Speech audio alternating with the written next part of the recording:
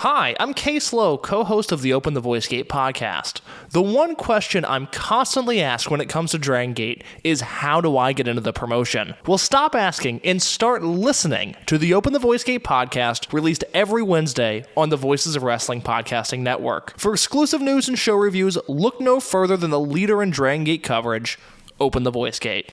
This podcast is a member of the Voices of Wrestling podcasting network. Visit voicesofwrestling.com to hear the rest of our great podcasts, as well as show reviews, columns, opinions, and updates across the world of wrestling.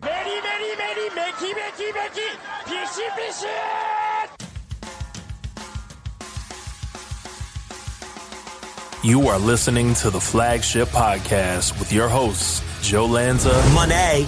That's how you pronounce. Rich, I want you to give me one. Money. Is it Money? Money. Money. Money. Not even, it's not money. Money. It's not Monet. It's money. Money. Money. Money. Money. Money. Money. Money. Money. Money. Money. We have to pronounce things properly here. Oh, of course. Yeah, on this show. Yeah, we're not going to fuck around on this show. Money. Money. Money. Money. Money. Money. It's money. Say it, Rich. Rich Craich. I'm Rockin' Rich. He's Jammin' Joe. We got a great show for you. Lady Job and Chair Shot are here. Yeah, ding, ding, ding, ding, ding, ding. We got like bells ringing every time. Yeah. And we are live on the Flagship Podcast. I am Rich. He is Joe. I apologize for the Money intro. Not supposed to play. That was left over from our the return of the Money intro from a couple weeks ago, but it played in air. So welcome everybody. Thank you, and wave goodbye to the Money intro. I will make sure it's deleted so it never comes ever again. But I apologize. But hey, a bonus for the sickos out there that love the Money intro. I believe the people that hate it probably outweigh the people that enjoy it. But it's back. But wave it goodbye. It's gone again. You obviously played it on purpose. I did not. No, I swear to God, I did not. No, I had two. I looked now and I had two files on there. I thought I deleted it last week, so I didn't even look. And then this week I just hit play on my normal thing, and it had two video files, and it shuffled and it played that one instead. And that was completely by accident. I literally just spent 15 minutes coming up with a new intro for us, and then that one didn't play. So you have to wait till next week for the beginning of the new intro. No, I truly want that thing to be a very special.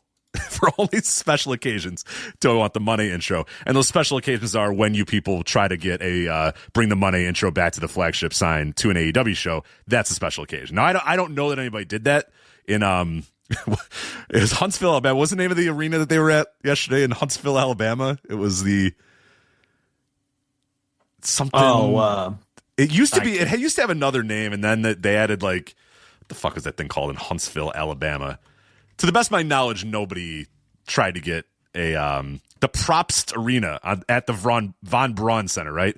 Von Braun Center. The Propst Arena at the Von Braun Center. Yeah, no, I do not believe anybody tried to get the Bring the Money intro back to the Flagship yesterday, but that's only when the Money intro is only for those special occasions when you guys put a sign together that says Bring the Money intro back to the Flagship and try to get in to an episode of Dynamite or Collision. That's what that special occasion's for. Well, we are persona non grata at the AEW shows, so I don't think that's ever going to happen. Well, they could try, if they wanted to, which I'm not saying they should, but if they wanted to, that might. If you love the Money intro, that's Rich, a good way to get the Money intro. You played it on purpose. Why don't you just be honest? I swear to God, I did not. I swear to God, I did not. But now I'm using it as a happy accident. You're trolling the listeners. I would never. No. Please.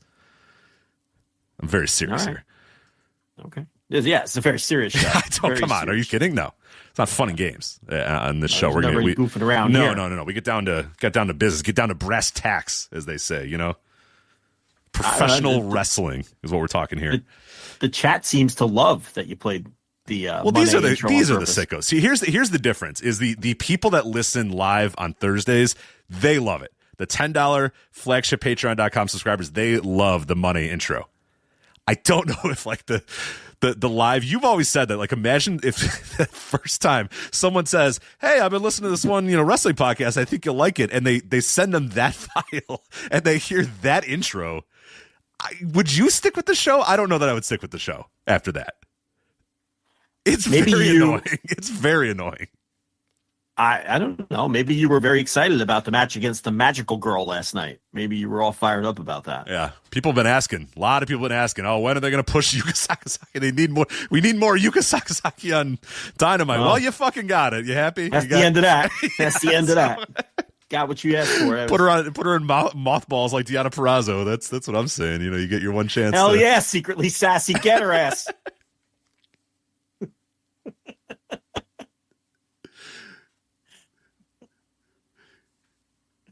Very serious show. It's a very serious show. No, it's professional wrestling. There's no fun. There's no fun.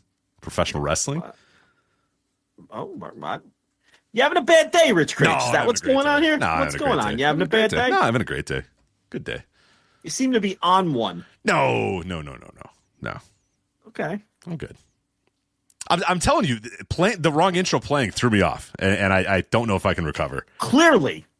It's thrown. That's why I'm saying it's not on purpose. I assure you, because it has thrown me completely off my game, and I don't know if I can recover. What do you throw? What's the problem? Why are you such an anxious boy? I don't understand. Me and the Hangman. Why do you get so anxious? Me and the Hangman. Yeah, you're gonna be storming in the locker room. I'm opening doors. Is he in here? No, he's not. It's like everything's fine. What are you worried about? Everything's fine. It's always fine. Just, Anyway, let's stop laughing. Played the wrong intro. No, I know. One let's cares. stop laughing and get serious here on the flagship. You're legitimately thrown off by this. I don't get it. Why? What are you so frazzled I'm good. about? I'm back. You're back. I'm back. I'm good. You ready to break down Colonel DeBeers? I am. Yeah, that's going to be Saturday night's main event. Yeah. Royal Rumble. Okay. Preview of the Royal Rumble. I put in our notes, I put 2024. Nobody even bothered to correct that. So let me fix that right now. And then no one will ever know, except everybody listening to the show. Hardcore WWE audience. Really didn't catch that I put the wrong year. I wonder if I honestly wonder, one of these days we should try that.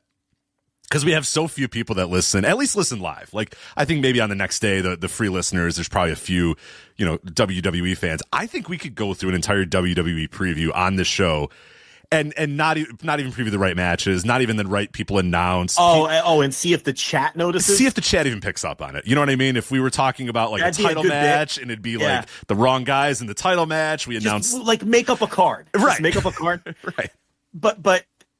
And like see if the chat, but the problem is the Swink is the Swink will be. Swink's not as much of a regular Thursday night listener. The Swink, that's true. I think he's busy. I don't know what happened with the Swink. I hope you didn't bully him off the live feed. I don't think so. I think he's busy. I've met him many times after that, and I don't think he's offended by that. I mean, he might not like you. He might just not like you. Maybe he still likes me, but he doesn't like you anymore. Well, he's my Newman. Yeah. It's that's is what it is. It's the Swink. It's the Swink. Yeah. But it wouldn't work if he was in the chat. He'd stop it. Yeah, he'd stop it for sure. He'd be like, hold on a second, Rich. Hold on, Buckaroo. Sheamus did not win the Intercontinental Championship at Saturday night's main event. How dare you? I don't think so, pal. Yeah, he would make all those correct. He'd be like, it's actually Dakota Kai challenging for the WWE Women's Intercontinental title, sir. I don't know where you're coming up with this with, I can't even think of another one. Dewdrop. Dewdrop. I don't think. Piper Niven. Yes. She hasn't been Dewdrop in quite a number of years, but she was at one point Dewdrop, so that does still work. Yeah, Piper Niven. Yeah. Dewdrop.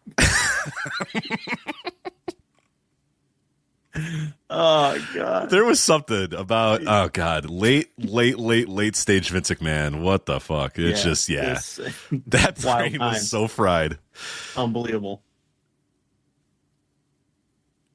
But we will preview the Royal Rumble, the actual Royal Rumble, not the fake Royal Rumble that we made up in our head. Grand Slam Australia. We'll touch on a little bit of Grand Slam Australia. Toni Storm, Mariah May, the segment from Collision. You did a Collision review behind the paywall at flagshippatreon.com and the Flagship Plus, but you forgot to do that segment. But that's a good accident because I wanted to talk about it as well. So, and I think it's an important segment, and it's a segment that's, I think, worthy of getting a mainline, flagship, big picture topic discussed, and it gives us a chance to kind of look at Grand Slam Australia, which is still hilariously sloppy shop operation out of, I guess, both AEW and TNT. I'm putting more of the blame on AEW than TNT, but we'll discuss that a little bit later on the show. Grand Slam Australia, as well as the Toni Storm, Mariah May segment from Collision. But let's start off with this news. It was the passing of Colonel DeBeers, wrestler Colonel DeBeers, real name Edward Wiskoski. I think Edward Wiskoski was his name. Passed away last week at the age of 80. And wanted to at least give a little bit of time for Colonel DeBeers, because there's probably several people listening to this show that have never heard or seen Colonel DeBeers wrestle, never heard him cut a promo, might not be aware of a lot about his character and some of the controversies that he had throughout his career. So let's do it. Colonel DeBeers, what do you got on Colonel DeBeers? I caught up on a lot of him in last week, and man, there's some some interesting stuff out there for sure.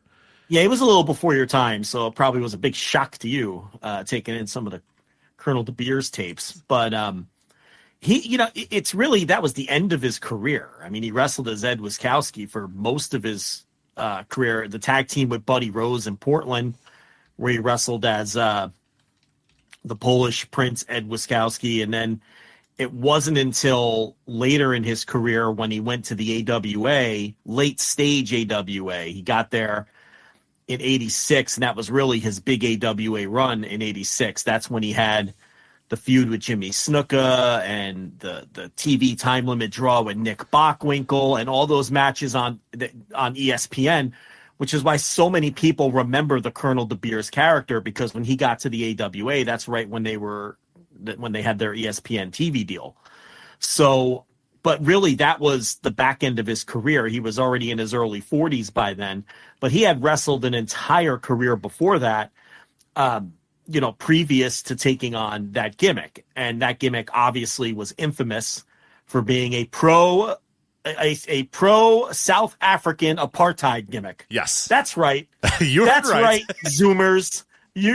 That was the gimmick. He was a pro apartheider from South Africa who made no attempts at having a South African accent. He was just an American guy who was portraying someone who was all about the apartheid, and he would have like the South African military gear, and he would curl the mustache and all of that. And tugging the collar, the wokes aren't going to like this one. No, Rich, the wokes are not going to like much of this, but it speaks to a completely different generation of professional wrestling, and a generation of professional wrestling that again, the wokes aren't going to like that one. The blue skies are not going to have fun with this segment at all, but it does speak to, a very different era and a way that, old heels used to operate. The way, we're watching a lot of old Memphis in the Tour of the Territories project that I'm doing on flagshippatreon.com. And we've seen a lot of recent Memphis stuff. And one of the big things we've seen in Memphis is Jimmy Hart's feud with the former Sweet Brown Sugar, who is now turning back into Coco Beware. And what they're doing is Jimmy Hart is being very racist to this guy. He's telling, Jerry Lawler, don't hang around with this guy. He's one of them. It's all this sort of stuff. And people are watching it and being like, oh my God, Jesus Christ, he's getting ridiculous with this stuff. But when you think about the time and you think about what the end goal of it was, and we'll talk about that with Colonel DeBeers as well, you were supposed to think this guy was detestable. You were supposed to think this guy fucking sucks. You were supposed to think this guy's an asshole and I want him to get his ass kicked. And more times than not, when it was all said and done, Colonel DeBeers would get his ass kicked. And when it's all said and done, Jimmy Hart in Memphis is going to get his ass kicked by Coco Beware and is going to get his ass kicked by Jerry Lawler. But the way that they go about that, the way that they get to that heat, obviously you can't do that sort of stuff in 2024, 2025. No one's going to accept that at all. But yeah, the idea of the Colonel DeBeers is like, well, I'm going to get everybody to boo me by being a South African, apartheid supporter, which again is wild to think about. But when you look at a lot of these different feuds, I mean, a lot of them did sort of work, and they all ended up with him, essentially in the end, either losing or getting embarrassed or being proven wrong. Hey, this guy is wrong. He said all this shit, but he's an idiot and he's wrong. And the babyface proved that he was wrong. And there's, there's something to be said for that. Like, we're never going to be able to get to that point ever again. And I'm not advocating for doing that again, because I think times have definitely changed. But I think that's one thing that maybe gets lost to a lot of these people is Colonel DeBeers wasn't just out there doing these gimmicks and then beating guys. At the end, it was supposed to be, you're supposed to think this guy is detestable and awful and terrible, and you're supposed to boo him, and you're supposed to want the babyface to go out there and beat the shit out of him. The gimmick was controversial, but it wasn't as controversial as maybe you would imagine if you didn't live through the era. Obviously it would be completely off limits to do a gimmick like that today. It just would not happen. But what's interesting is you can have a character like this in a movie. You could have a character like this in literature. You could have a character like this in a TV show. Wrestling fans just outwardly reject this sort of thing now, though. And I'm not making a value judgment and saying that that's wrong. It's just, for whatever reason, this is one form of fiction where the fan base just outright rejects these kinds of completely beyond the pale type of, antagonist, heels, however you want to term it. So no, you obviously could not do this gimmick or this character today. You could, there was a lot of people who didn't like that they were doing it in 1986. Yeah. So, they were doing it late. I mean, I was watching a UWF, or old Herb Abrams UWF, where I don't know if you've seen any of these promos or stuff. Yeah. But DeBeers, he would come out to the ring, and there's one particular feud that he had with the referee. I don't know if they mentioned the referee's name, but it was a black referee. And DeBeers got in the ring and said, no, I'm not letting that guy referee my match or whatever. And, Bruno Sammartino's on commentary. I think Herb Abrams is still on commentary. And they're like, oh, come on. What is this guy doing? No. He should not. This is disgusting. This is disgusting. This is deplorable. Yeah, Bruno's saying, who cares what color he is? He's a referee. It does not matter. He's just as good as any other referee or whatever. And so, DeBeers would say, no, I'm not going to wrestle this match until that guy's out of here. I want a different referee. I don't want him to be my referee or whatever. So in one particular instance, this referee just goes, all right, fine, whatever. I don't care. So he gets out of the ring and he leaves, and then some other referee comes in or whatever. And his opponent on that day is Billy Jack Haynes. And Billy Jack Haynes walks out and he's spitting mad or whatever. And the fans are all booing Colonel DeBeers. And Billy Jack Haynes gets in the ring and says, no, I'm not wrestling this match until that guy's my referee, because it doesn't matter what color he is, doesn't matter what he is. He can referee my match, and I want him to and everyone's like, yeah, you know what I mean? Crowd cheers. Yeah, and it's like, that was, a detestable heel being as bad as humanly possible and being a horrible, horrible human being, all to get to Billy Jack Haynes saying, no, who gives a fuck, man? Get this guy back in the ring. What are we doing here? And the announcer's saying this guy's being wrong and being bad. Everybody knows that this guy is the bad guy and he's in the wrong and he's going to get his comeuppance. And yeah, like you said, you can't do that anymore, but it did, was you're watching it then, you're like, yeah, you could see how it was such an easy way to just get a different level of heat as well, because these people hated this guy. They wanted him dead for how awful he was treating this referee. It was really, for a long time in pro wrestling, the entire TV era up until really recently. I mean, you could take this all the way up to Muhammad Hassan or maybe even a little further than that. But this was smack dab in the 80s, where you had whatever whoever the current political enemies of the United States were, there were heel pro wrestlers everywhere representing that nation, right? Whether it was the Iron Sheik with the Iranians or later on with the Iraqis, though obviously every territory, every promotion had a slew of Soviet Russians of course, during the Cold War. The Nazis also lasted so much longer than both. You watch like 80s, early 80s wrestling, and there's Nazis still, and you're like, oh my God. The Nazis lasted into the Von Erichs. I mean, Fritz Von Erich was a Nazi heel. I mean, that's why the Atkinsons took on that last name, because, it was, Waldo and Fritz Von Erich. So, a half a generation earlier, coming off of World War II, there were Nazi heels in every territory. And it was just, that's Colonel DeBeers. It's just, he had a different take on it, because, apartheid and Nelson Mandela in South Africa was heavily in the news at that time for that shit that was going on, that awful shit that was going on over there. And, he turned it into a heel gimmick, and it was really just a different spin on the same sort of, okay, who are the bad guys in the geopolitical space right now? Well, that's who the bad guys were in pro wrestling at that time. So, he took on a fucking South African general gimmick, and he did that thing with the black referees a couple of different times. That one in UW, because when he came into the AWA, that was late stage dying days AWA, and he did stay till the end. But then he took the gimmick to Herb Abrams UWF after that. And then he took the gimmick back to Portland. When he went back to late stage Portland, and this was really like not even Don Owens Portland anymore. This was like the Barr family, Sandy Barr, kind of Sandy USA. Barr doing it, yeah, like that version of Portland, where it was like Portland in name only, just hanging on by a thread after Don Owen just tossed the towel. But even when he went back to Portland, he kept the gimmick. So from '86 on, he was essentially doing the Colonel DeBeers thing, but he really had an entire career before that. He started in Central States. I believe he was trained by Harley Race and that whole crew.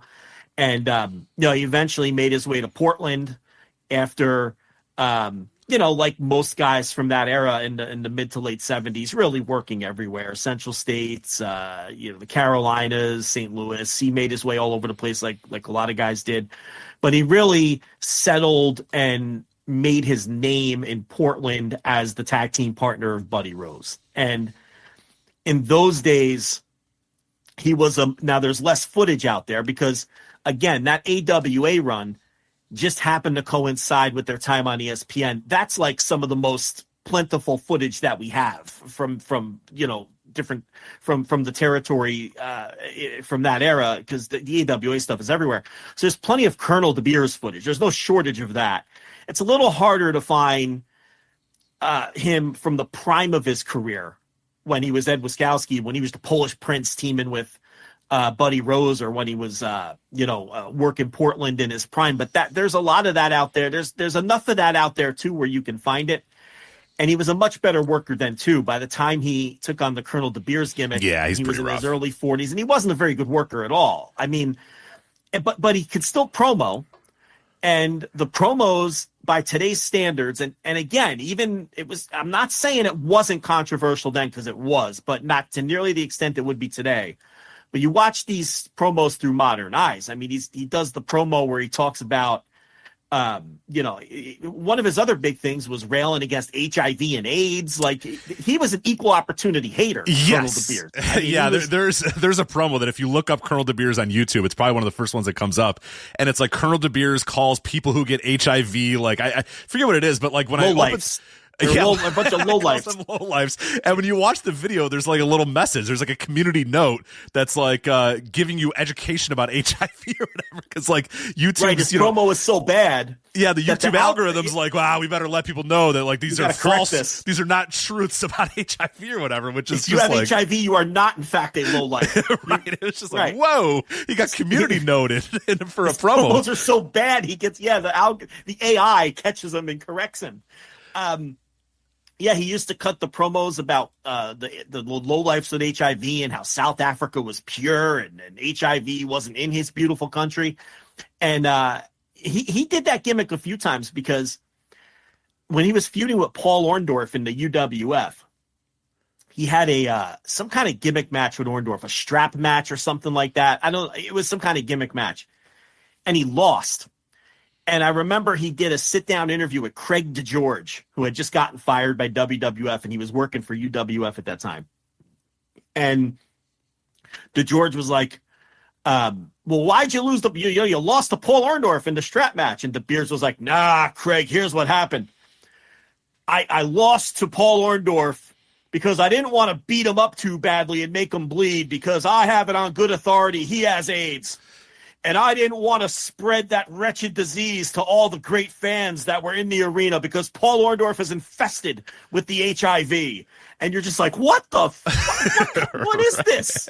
Right. You're like, what the fuck is this? This guy's crazy. It's like these promos are out there. But that was that's how he was chasing the heat, But what an excuse for losing a match. I was afraid to beat the guy up because I have it on good authority he has HIV, and I don't want him to bleed all over the fans. I mean, just crazy shit. Oh, yeah. There's a great promo, too, in his feud with Scott Hall in the AWA, where He's with, I forget the interview guy at the time in the AWA, but essentially he's just like, I have it on very good authority that one big Scott Hall is taking anabolic steroids or whatever. Yeah. So they show a bunch of clips. Dude. They show a bunch of clips of Scott Hall just beating him up, and he's like, see, I told you. And the interviewer's like, with all due respect, Colonel DeBeers, none of that shows that he's on steroids. He goes, oh, you could tell from his anger and his aggression that he's on anabolic steroids or whatever.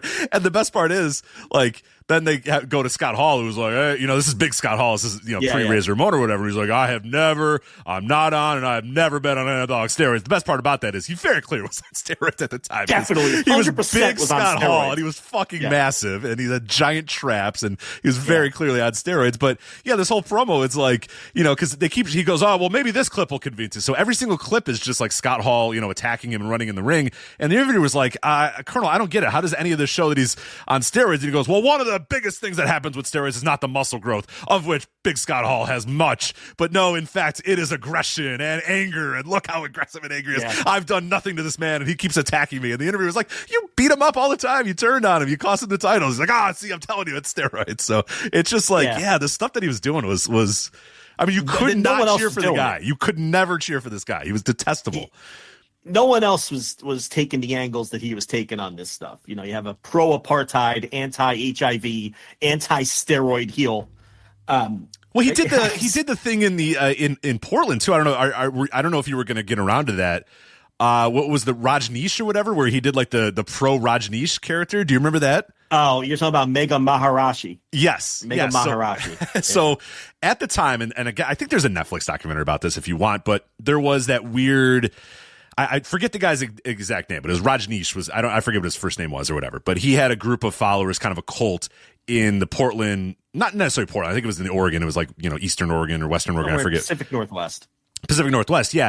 And they, he had a group of followers, and I know there's a Netflix documentary. I don't know if it's been a couple years, but essentially what the result of it is like those guys went out and like poisoned an entire town by like putting salmonella in salad bars and stuff, and a bunch of people got sick or whatever. And this guy was just trying to prove a point, and the cult was just trying to prove a point or whatever.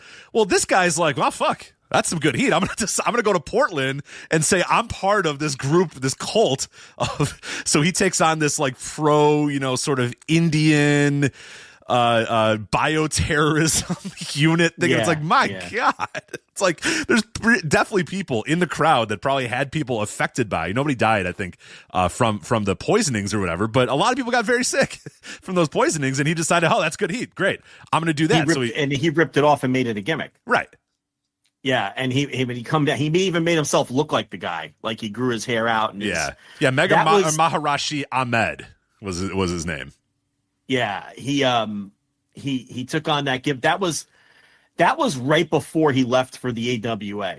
So he gave up the Polish Prince deal, and he did that for a little while, and then in '86 he went to the AWA, where he had his infamous feud with Jimmy Snuka, based on the fact that Snuka was not a white guy, because Vern ran out of black guys for him to feud with. So he decided Polynesians, I don't like them either.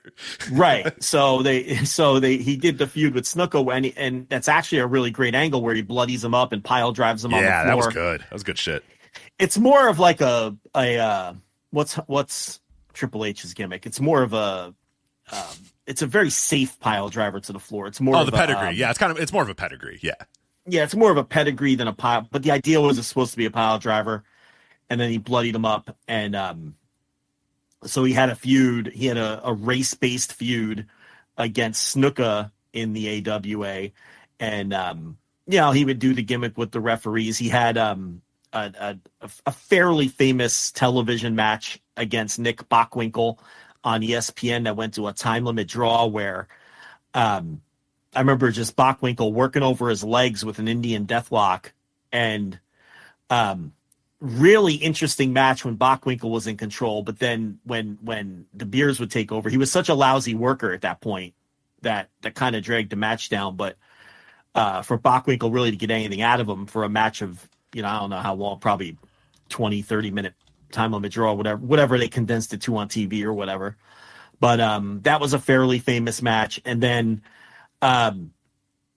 he had a match at Super Clash 3 against Sergeant Slaughter, a boot camp match, which, I mean, it was nowhere near the quality of the similar kinds of matches that Slaughter had with Pat Patterson and the Iron Sheik years earlier in the WWF. Obviously, the back alley brawl or whatever with Patterson, and all those great boot camp matches against the Iron Sheik in, I guess, 1983. I guess those would have been 83. You think so?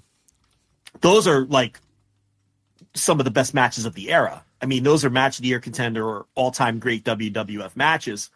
This boot camp match against Colonel DeBeers at Super Clash 3 in 88, I mean, it's awful. I mean, it's a terrible match, and it's because of DeBeers. I mean, Slaughter's a couple years older, but DeBeers he couldn't go anymore. You know, by that point, by the time he took on that gimmick, it was just all about the promos and the heat, and, you know, whether you consider it cheap heat or legitimate heat, it was all about the promos, the heat, and the persona. And because he was in the right time and place, it ended up being a gimmick that a lot of people remember and really endured the test of time, because so many people, particularly of my age, grew up watching it on TV. I mean, we'd come home from school and the AWA was on ESPN. And and if you look, 1986 is the meatiest part of his run, right when they're on ESPN. I mean, he's like the lead heel of the promotion that year. He's all over the show. So, you know, and then, you know, he went to the UWF with the gimmick and everything. So people really remember, even though it's the tail end of his career, and his best work was years earlier teaming with Buddy Rose in Portland. So it's funny because we have a listener who would always tell the story, and he told it again this week, of how he lived somewhere in the Pacific Northwest, and he had Colonel DeBeers as a substitute teacher in the mid-90s. He was one of the substitute teachers at his school, and him and his friends were wrestling fans, and they recognized him. And they had the guts to go and ask him eventually, like, "Hey, you're Colonel DeBeers." And he was like, yeah, but don't tell anybody, you know, just try to keep it quiet. Because I'm sure he was thinking, if like the school board found out that he was right. They did one YouTube search, and here's, you know, substitute Wiskoski, who does a great job with social studies. Here he is, you know, talking about how I'm not going to wrestle a Polynesian man because they're subhuman, and I don't get in the ring with subhumans. You're like, oh my God, this is our social studies teacher. This can't happen. I mean, I think it was the early 90s, so there wouldn't have been like social media or really very, very early days of internet. That's true. They wouldn't have been able to Google him, but if they would have somehow found out that he was, you know, Colonel DeBeers, the pro-apartheid pro wrestler, I'm not sure they would have wanted him teaching in the school. So I'm sure that's why he wanted to keep it low key, you know.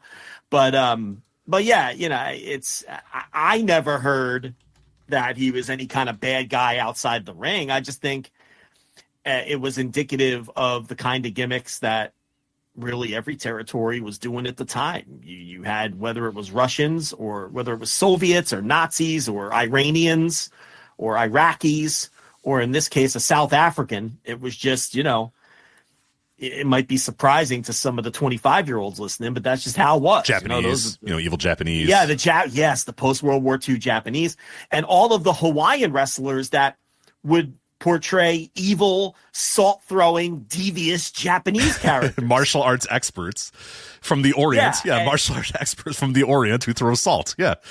Yeah, devious, rubbing their hands together, throwing salt in people's eyes. I mean, Mr. Fuji, he was a Hawaiian guy. What? He's fucking Hawaiian. No. Yeah, he's next, you're going to tell me Yokozuna is not from. Okay, I'm not going to. All right, we're done here. There's no way. So I mean, you know, that's just how it was. I mean, I'm surprised that there were never any like Vietnamese heels, you know, in the early and mid 70s coming off that war. I mean, that's one no one touched that. They one. Did kind of stay away from that one. Yeah, Vietnam. They did kind of stay away. There was the Viet Cong Express that worked Calgary and some other places. Yeah, it wasn't completely clear. It wasn't 100% clear, but it was mostly right. Clear. But it wasn't as prominent as some of these others. I mean, every territory had the goose stepping Nazi and, you know, and all that. And a Soviet, just, you know, everyone had a Soviet. Everyone had the an evil man from the Orient, sometimes wearing a mask, you know, but always an evil man from the Orient. Because if it was the mask, you could be guaranteed that guy, it was just like a white dude from, you know, the territory that they just said, he has a sword. He's from the Orient. You know what I mean? But yeah, or like you said, if they were an Asian person, they were probably just from Hawaii. So yeah. And, I'm sure because he was based in the Pacific Northwest, I'm sure he made his way up into like Vancouver and places like that at different times. And yeah, he had stints everywhere, whether it was Mid-South or Crockett, even that mysteriously aborted run that he had with the WWF in '83, where they brought him in and gave him the big push on TV. And then they never brought him back. So I don't know if he rubbed people the wrong way. I mean, that would have been, I think, the end of Vince Sr.'s.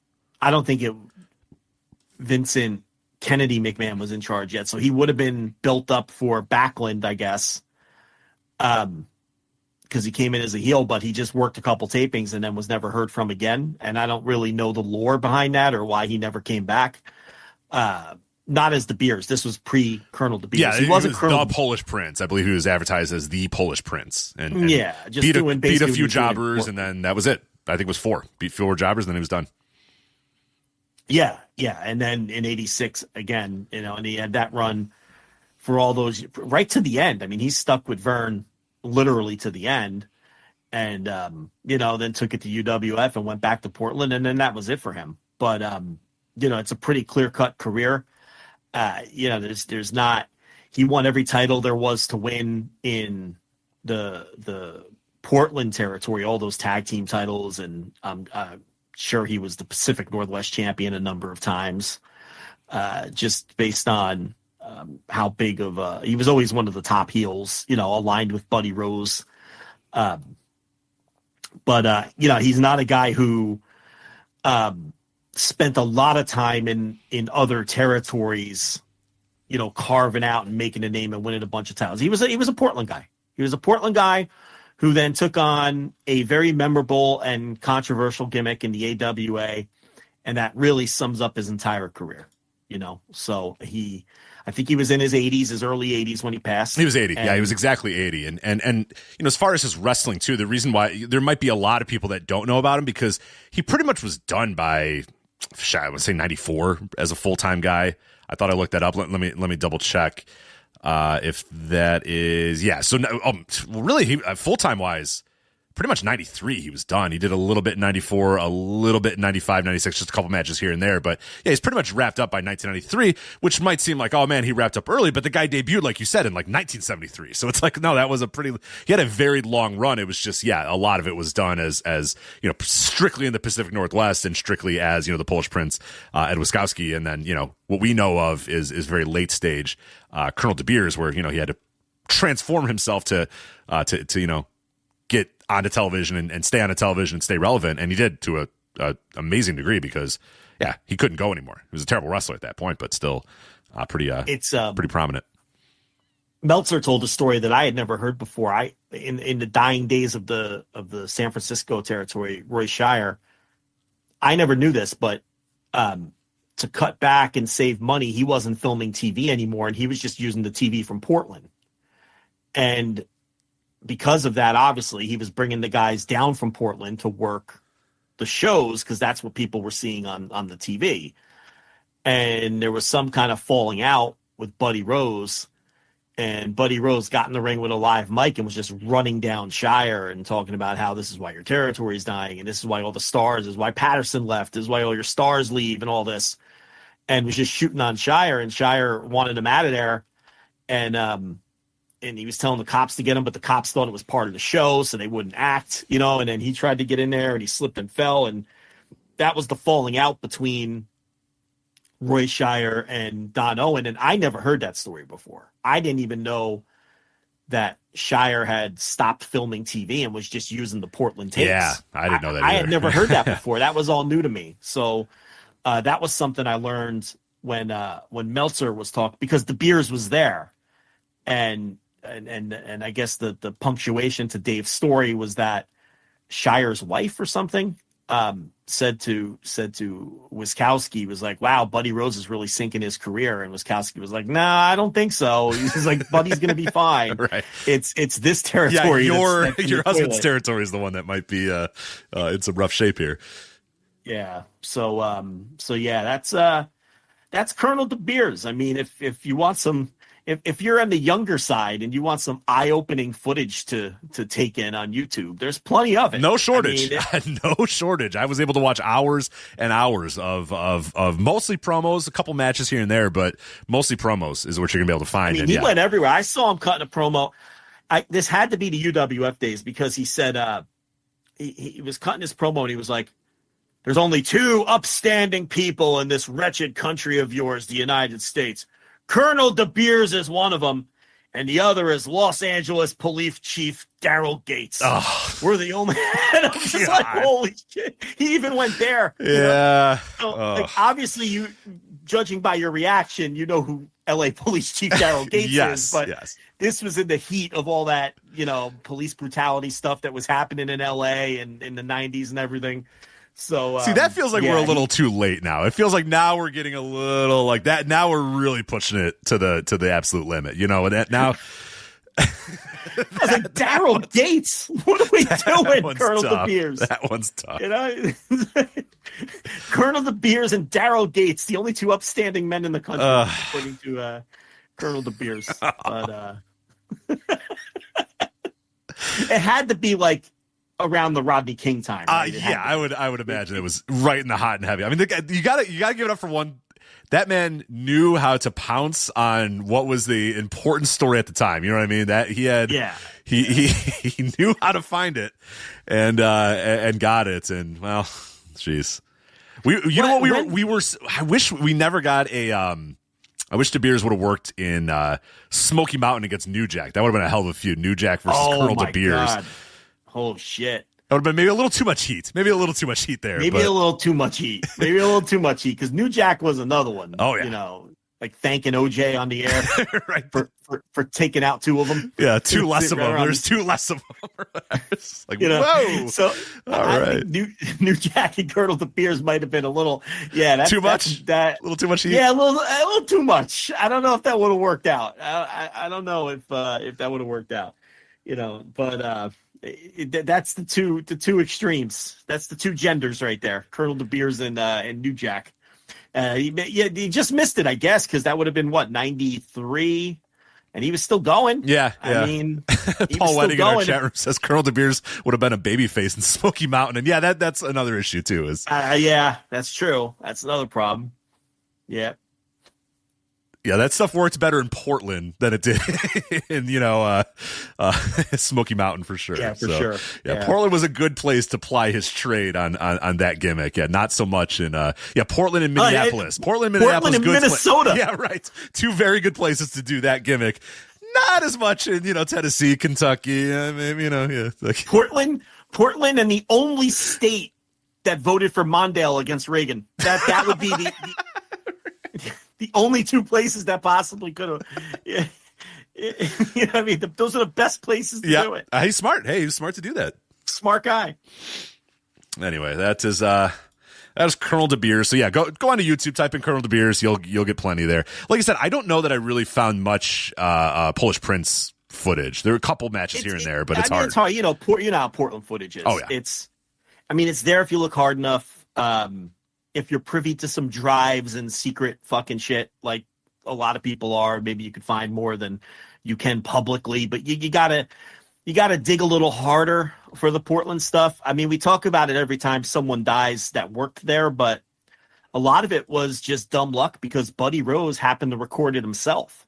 Like, he would set his VCR. He was an early adapter and had VCRs, and he would just tape it for, he'd be on the shows, but he would record the show. And then I think it was, didn't he give the collection to Matt Farmer? And that's how. I think so. Yeah. Which is actually pretty ironic because there's a Portland episode that I watched for Tour of the Territories. This is like deep in February, so you're not going to get it anytime soon, but a little bit later in February because I'm a little ahead of the game on there. And it starts off with Buddy Rose putting over VCRs. And I'm like, what the hell? This guy's talking about how great VCRs are for a bunch of the time because he was just like, I got to tell you, VCRs are so good. And what the gimmick was is that he was away. He was in the WWF at this time, but he said he had his family members record Portland on VHS so that he could watch it. He was calling out guys who were because he had been gone for a couple months or whatever. So he's like, I saw you, talking about me while I was gone or whatever, while I was main event in Madison Square Garden. I heard you talking about me, but God bless VCRs and videotape technology because now I know what you all said about me when I was gone or whatever. So it's pretty cool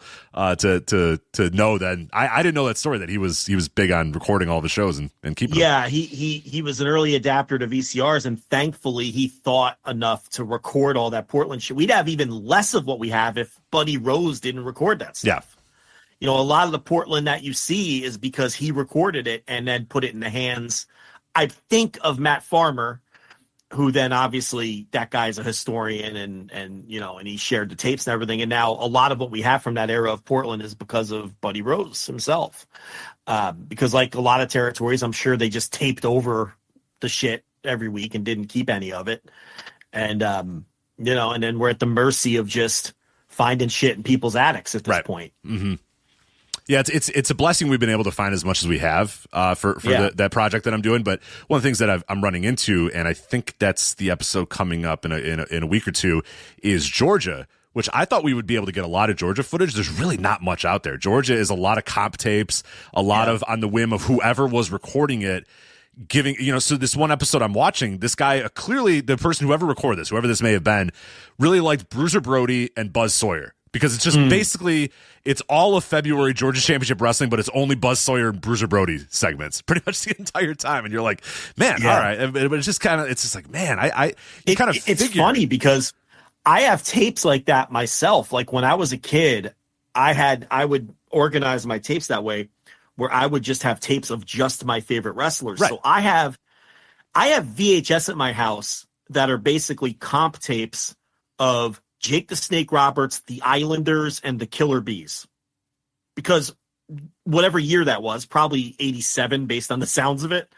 Those are the three acts that I was super into as a kid. Jake Roberts, the Islanders, and the Killer Bees. So I have like 3 VHS tapes just filled with their syndicated matches, whatever they did on Primetime Wrestling. You know what I mean? Yeah, you'd only hit the record button when those guys were on. So yeah, this whole tape. Right. If somebody got hands in this tape, they said, "Ooh, WWF May 1987, here we go," and it's just like, it's just the Islanders, Jake the Snake Roberts, and right. it's just like that's all. It's Killer Bees squash matches and some Jake Roberts stuff, but it's like when you're 10 years old and you're spending allowance money on you're saving your space on those fucking tapes. You know what I mean? You're taping the shit that you think you're going to want to watch. So you end up having like these really funny comp tapes. And I think that is kind of explaining what you're running into. Yeah. A lot of Georgia stuff. And I talked to Charles Loss, wrestling playlist. And I said, hey, is there, and he said, really, there's nobody really has like complete Georgia out there. There's a couple of episodes here and there, but some of these other territories we can say, oh yeah, you want to watch the February 8th, episode of Mid-South. We have that, but Georgia, it's like you might get lucky, but a lot of it is just like, I don't know, this one guy recorded a couple weeks of Georgia and this is all we have, and it's not great. It's not complete. Yeah. It's, this guy really only liked these couple of wrestlers, so it's really just these kind of wrestlers, these couple of wrestlers, but it's better than nothing. It's better than not having anything, and it's like, yeah, I guess. But yeah, it definitely and Georgia was not the territory I thought I was going to struggle with. Portland we have pretty complete. Memphis we have very complete. Mid-South we have complete. Southwest we actually have a lot. Southwest on the USA Network we have a lot of complete. But Georgia's pretty tough. Georgia's been pretty tough. Mid-Atlantic we obviously have very complete stuff for. But that's plentiful. Yeah. There's no problem with Mid-Atlantic and those shows too, all their various shows. That's a very plentiful. AWA is easy. Obviously WWF is very easy. Plus they so many of their house shows were televised, which is such a blessing in hindsight. Right, that all those house shows were televised. So yeah, there's some territories where it's tricky. Like I never see much Florida. No, Continental. I always get this itch to watch more Continental, and it's just like every time I try. Yeah, forget it. Yeah, I mean, there's some people who have tried their best to put together certain years of Continental, and it's like near complete, like 88 Continental, most of it's out there. The year Eddie Gilbert was booking it. There's a couple other years in Continental where it's like, you have like 38 out of the 52 weeks, and half of those are only like 20 minutes and not the full hour, so it sucks. I mean, it's really a shame that a lot of this stuff is probably legitimately lost forever, because the other thing is, at this point too, as time passes on, even when we go digging through dead people's attics and stuff, the videotape isn't holding up. It's not going to hold up much longer. No. Like, we're not even going to be able to play these tapes much longer, even if we do discover stuff. And I think that's what Cubs fan has to, there's this lore that CMLL has this fucking bomb shelter full of tapes, right? And no one knows whether it's true or not, but the word, that's like the lore, that's the urban legend. And the concern is that they're going to be unwatchable if they don't do anything if they do exist, if they don't do anything with them. At some point, they're just going to be unwatchable, and it's going to be a shame because, then we're going to lose it all. But just that's one thing about wrestling. On one hand, it's a shame that all this stuff is maybe gone, but it also adds to the mystique in a way too. And when something new gets found, oh, it's the best. You know what I mean? When it's like, oh my God, it's just this random ass thing that nobody should care about, but we do. When a new handheld gets put up, it's unbelievable. Yeah. But there you go. That's Colonel DeBeers. So plenty out there if you want to watch what he did. But yeah, passed away at the age of 80 for Ed Wiskoski. Colonel DeBeers. Let's get into the Royal Rumble here. Coming up this weekend, this Saturday. Actually, no, hold on. Let's do Saturday night's main event first, because that'll work out a little bit better for the Royal Rumble. Forgot we had not talked about Saturday night's main event. So let's review that show first. That was last Saturday, Saturday night's main event. I talked about the rating a little bit on Flagship Plus, but I don't know if you wanted to touch on it a little bit here. I'll kind of give you the numbers real quick, and you can give sort of your reactions to that number before we review the show itself. Let me get them up here. There it is. All right. So this Saturday night's main event, 1.49 million viewers, 0.33 in the 18 to 49. Now that's down 6% from the December 14th, the return of Saturday night's main event on December 14th. That's down 6% in overall viewers. It was about 1.59 million the December 14th show. The demo, though, bigger drop in the demo, down 21% in the demo from 0.42 December 14th down to 0.33 here for this January 25th Saturday night's main event. Do you have any like big picture takes on that number, or is it just kind of what you figured it was going to do with less hype and not as much surrounding this match, not as much booked for this Saturday night's main event as it was in December? I think it's a lousy number, but I went into the chat because I wasn't in the chat while we were talking in the last segment. I popped because someone said Hogan headbutting a Russian flag is still my favorite image of that era. Yep. He'd spit and then he'd headbutt it. He'd always do that. Headbutting a Russian flag. Right. How do you even headbutt a flag? He did. He would do it all the time. He'd spit on it and go, "Urgh," and put his head into it. So headbutt the flag. No, look, this was the second Saturday night's main event, and I think it's a lousy number. I mean, and I think they're going to go lower than this. I think that every time they try to revive this, it never works out. It was right because they've tried reviving. They did it in 2005 or whatever, and it was the same pattern. It was like the first one did kind of okay, and then in a couple times later, it was doing shitty, and then NBC was like, "No, we'll just run an air. We'll rerun an old episode of SNL, or we'll run a movie, but we're not. This shit's not working. It's just getting terrible. Yeah, it always ends up to where it's like not numbers that are suitable for network TV every time they try to revive this thing, and it's just funny because, as quote unquote hot as the company is, it's. They didn't do numbers that satisfied Fox, and they're not doing numbers that I would think would satisfy NBC. I think they're going to go lower than this eventually, too. I don't think this is going to be the low point. They might have a couple that do a little bit higher if they load them back up with big stars. But this was just look, they had a world heavyweight title match on this thing, and they brought Jesse Ventura back, and, it wasn't loaded up like the first one was, but it just shows that I think unless they load these things up, they're just going to do very, I guess,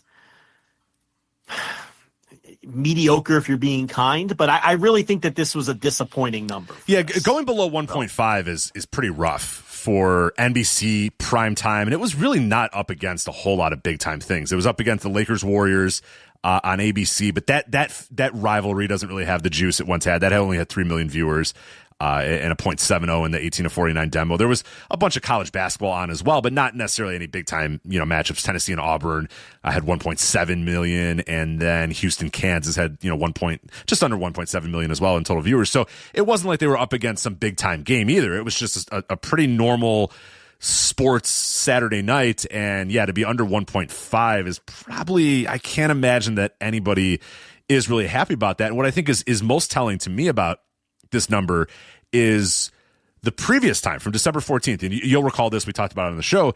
The number came out and it was that 1.59 or whatever, just under 1.6 million, and everybody was just like, it's not a great number, is it, to be on NBC? Right. But then, like, a couple hours later, everyone's like, whoa, the numbers on Peacock were massive. So many people were watching it on Peacock. Oh, how many people? Well, we're not going to, not a lot, but a lot of people. Right. Trust us. A lot of people were watching on Peacock. And it was like, all right, do we trust these Peacock numbers? We didn't get that this time.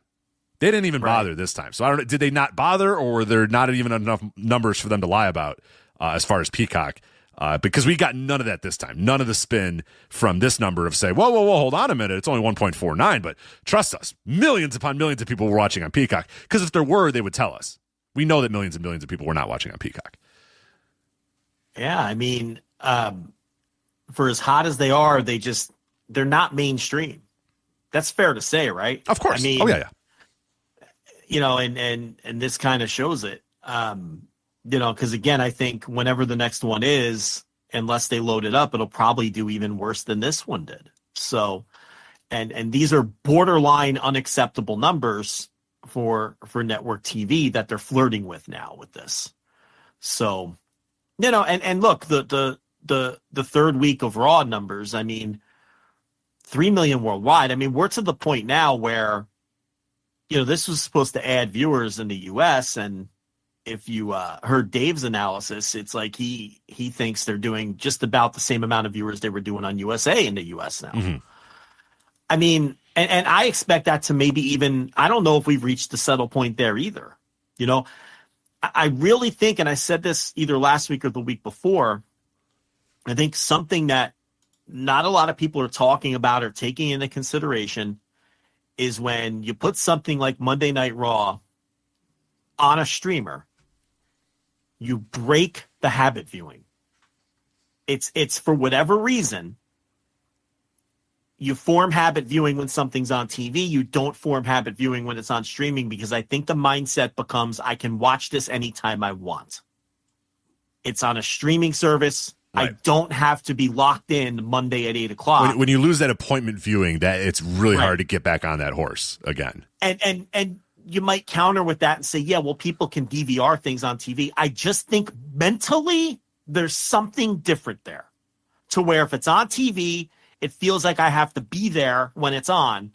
Whereas if it's streaming on Netflix, I can get to it on Thursday morning when I'm off from work. Right. Do you see what I'm saying? No, absolutely. And Netflix is trying to combat that. And all these streamers are trying to combat that, because that's good to have, a ton of subscribers that check in occasionally and watch whatever shows they watch. But these streamers clearly want to get people to start going to these apps and watching live events on these apps. That's why we're seeing that, the new, and 2025 is going to be a huge year of that with NASCAR moving to streaming and NBA moving to streaming and having more of that going on. Like they want you to now go to these apps to watch things live, but I don't know if they've trained enough people to think, oh, Netflix live. You know what I mean?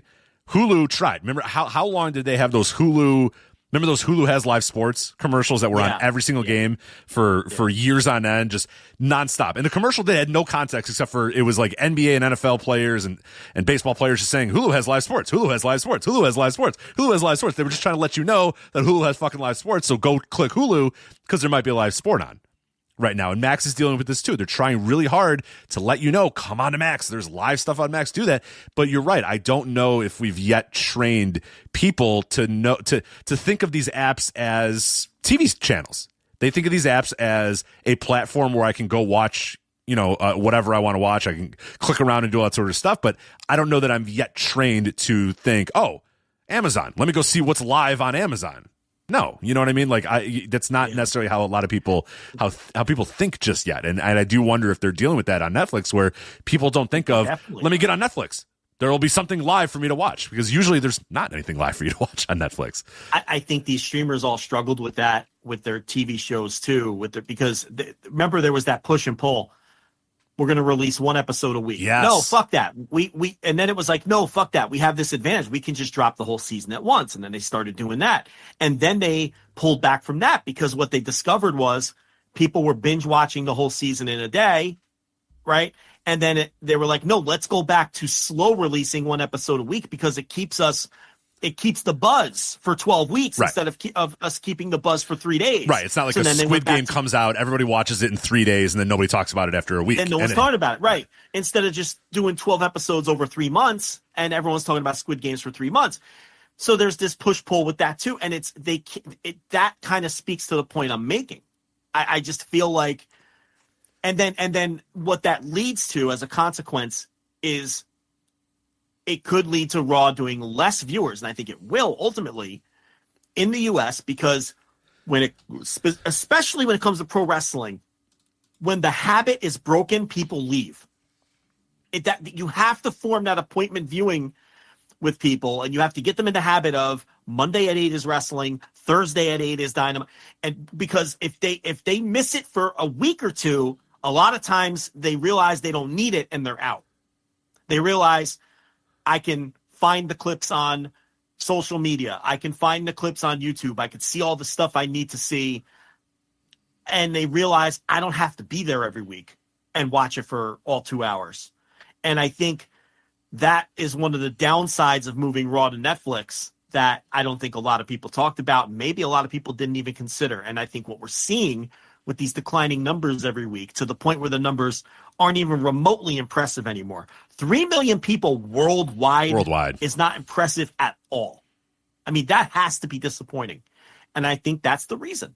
I think it's not on TV, which makes it not appointment viewing, which means the habit gets broken. And then you slowly lose people from there. I haven't turned it on once since we reviewed the debut. I haven't watched a second of Raw. Whereas, and again, this is maybe just a weird mental thing. If it was on my DVR, I would have fast forwarded through both of those episodes, because that's what I used to do. But for whatever reason, I have this mental block, and I'm like, I'm not going to Netflix to fucking watch. You know what I mean? Like, and I don't think I'm alone. I think it's just different when it's there. And you could talk about younger generations being more, well, I don't know. I'm not seeing the results of that. Mm-hmm. There's the same amount of people watching now. And it might be different people. I can buy the argument that there's more younger people watching now, and maybe the lost viewers are older viewers. I can totally buy that argument. But I firmly believe that once you break the habit viewing, you lose people when it comes to pro wrestling, because that's always been the case with pro wrestling. And what we're seeing, getting back to Saturday night's main event, I mean, what we're proving here is this is not broken through on the mainstream the way that they did in their other hot periods. The Hulkamania era broke through the mainstream.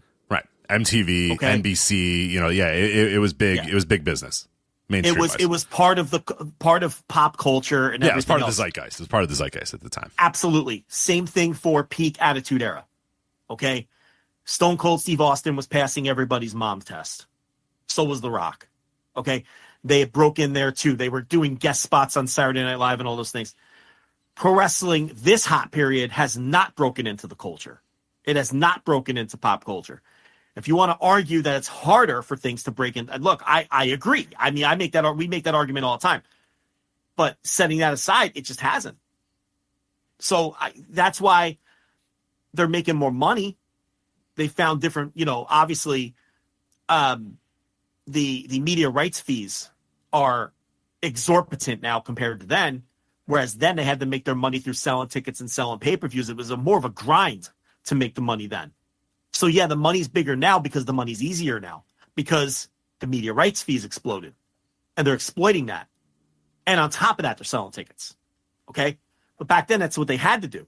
So they're making more money now, but is this hot period, the quote unquote third hot period of the, modern WWF, the one difference this one has to the other two is it has not broken into the mainstream at all. Nobody knows who Roman Reigns is. He is not a famous celebrity. The Rock's cousin. And I will argue. The Rock's cousin. Yeah, The Rock's cousin. I will argue to the death with anyone that he's not famous. He isn't. I don't think Cody Rhodes is famous. Not like the people we just talked about. Who's more famous, Cody Rhodes today or Roddy Piper in 1985? Right. It's not even close. Like, yeah, Roman or Hulk Hogan. Yeah, it's like night and day. This has not broken through. And the only time they get any mainstream media of attention is when who's around? The Rock or John Cena, stars from the past. Their stars of today have not broken through at all. Rhea Ripley, her Q rating is probably 0. I mean, no one knows who she is. She's nothing. So, I think that's reflective of these numbers that the Saturday Night's Main Event, and I do think it's going to get lower. I really do. Mm-hmm. And this was a weird episode too, because as you'll recall, in a lot of the buildup for this episode was all Hulk Hogan over everything. It was all the commercials were all about Hulk Hogan and Hulk Hogan. So I think they were sort of hoping and praying that a little bit of Hulkster might help, boost this rating. But then that first Saturday Night's Main Event happened, and whatever happened on this particular episode, because he had a family thing come up last minute, so he did not appear. And weirdly, still not a part of any video packages you would ever know that the Hulkster had ever been in the WWF when you watch these Saturday Night's Main Event packages where, all these clips about Saturday Night's Main Event is missing the main character of Saturday Night's Main Event, Hulk Hogan. And I just thought that was very conspicuous, and there has been no word or anything about Hulk Hogan since then. So, I mean, because obviously they got spooked by the way he was received in LA, and they were counting on him because he is more famous than anyone in the company. Correct. This speaks to exactly what I'm speaking. Well, and that's why he was the central figure in the advertising for this upcoming Saturday Night's Main Event was just Hulk Hogan. That was it. It wasn't that he was going to wrestle. It was just a Hulk Hogan. Hulk Hogan is a man that you all know. Saturday Night's Main Event, go watch it on Monday or on Saturday. Jesse Ventura is more famous than anybody in this company. Full timers. I wouldn't put him over The Rock or Cena. That's probably close with Cena. People know who Jesse Ventura is, but I don't want to derail the conversation. The point is, this is the point of bringing back the Hulk Hogan and Jesse Ventura, because they even know exactly what I'm talking about. Mm-hmm. And they're trying desperately to get these people over to the mainstream, but they haven't yet. And we'll see if they event. You think Jey Uso is going to break into the? I don't think so. No. But this is what they're trying, and we'll see. But yeah, I thought that was an interesting number to bring up, and we'll see what the next Saturday Night's Main Event and the Raw stuff. We're entering a period now where I do think that the numbers might look a little bit. Well, we'll see. I guess I'm really fascinated in not necessarily the week that we're going to get in a couple days, because we're going to get last week, because we're always like a week or so behind. So in a couple of days, we'll get last week, technically this week's Raw or whatever. But the one I'm fascinated about is the one that really.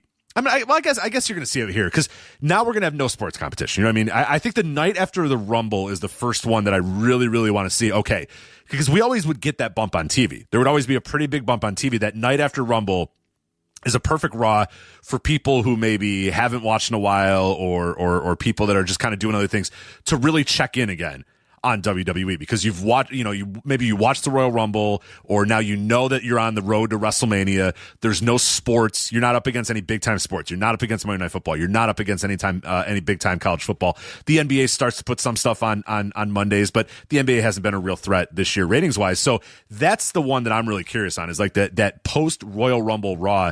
Does that one follow similar trends and we see a similar spike? Because if we don't see a big spike, then I think there's worry there, and then it's like, okay, this is interesting, because now it is very much deviating from the way that normal TV had operated for WWE for many, many years. Right. So in other words, is it going to follow the television pattern that it's followed for 20 years? And we don't know that yet. We have no idea, because this is uncharted territory. Shout out Beyond Wrestling. We have no idea whether this is going to follow the television patterns that it did on USA and Spike and wherever else it was. Yeah, that's true. And I guess we'll find out. I think there's room to even go lower because we only have numbers through 3 weeks. Yeah. I think we're close to the traditional settle point, but not there. And then I think my prediction would be that it's going to settle a little bit lower than this 3 million, and it's going to settle a little bit lower than what they were drawing in the US on USA. And then from there, we're going to see the usual fluctuations, but maybe not to the same percentage degrees, if that makes any sense. I think more people will watch WrestleMania season. But I do think we're going to see some new patterns emerge because of all the, everything that we discussed earlier. Another facet of these Saturday night's main event numbers is this, and this is interesting, okay? Because I watched this show, and it was the most enjoyable experience I have had personally watching WWE in a long time. I thought it was a good show. I thought it was a lot of fun. It was so good. Because it's just no bullshit, man. It's just wrestling. It's just pro wrestling. That's my next point. But what's interesting, Rich, is their core fan base hated this show. And I was looking around at people's reactions to this. I was reading reviews. I was looking around on Twitter and things like that. And it seemed as though the consensus was a lot of them were calling this like a D-level show. They don't consider this as important as Raw or SmackDown or obviously the pay-per-views. And I think that's a giant red flag and warning sign too. Rich, we talk about this all the time. This current fan base, they don't remember shit. They don't remember CM Punk being there 10 years ago. They have no connection or care for history. On this show, Kevin Owens made that remark about Shawn Michaels. He says, "You know what?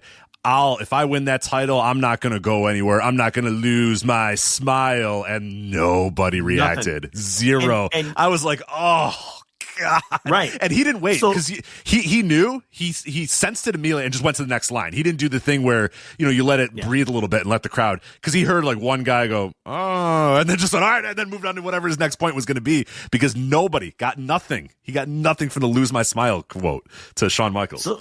So my larger point bouncing off of that is they have no reverence for the history of Saturday night's main event. They don't care.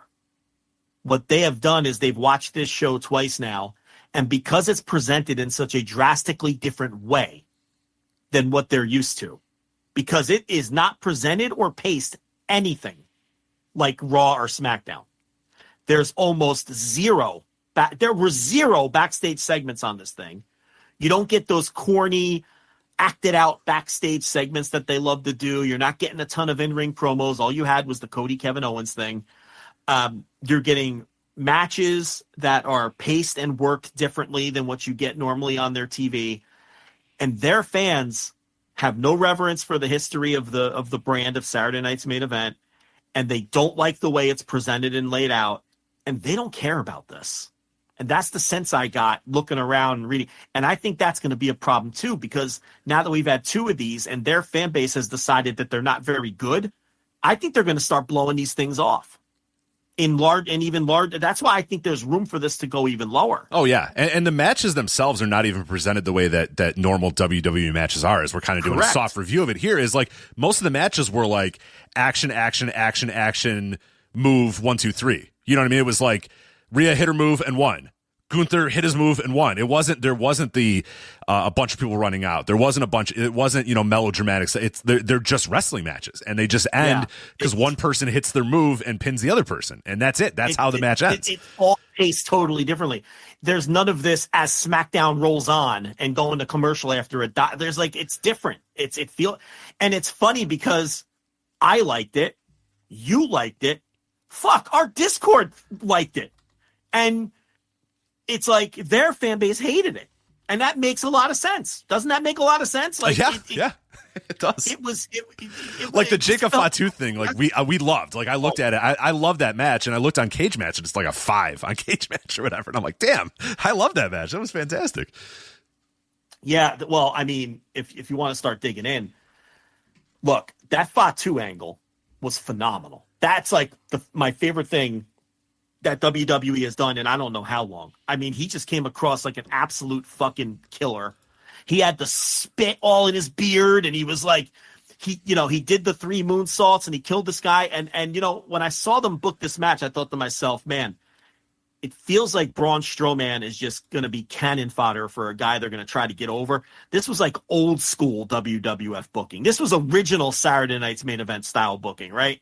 And they wanted to make a guy, or at least start to make a guy with Jacob Fatu, and mission accomplished. I mean, because he gets DQ'd for kicking too much ass, okay? And then he just fucking destroys the guy with, 3 or 4 of those moonsaults off the top. And did you hear that crowd? Oh, yeah. Oh, my God, did they fucking love it. Because you know what? I always say this, Rich. You give these people a taste of good pro wrestling, and they want an entire fucking meal. They just aren't ever exposed to it. All you got to do is give these people just give them a little bit of wrestling. Just give them a little sniff. This was just great pro wrestling, this angle. Yeah.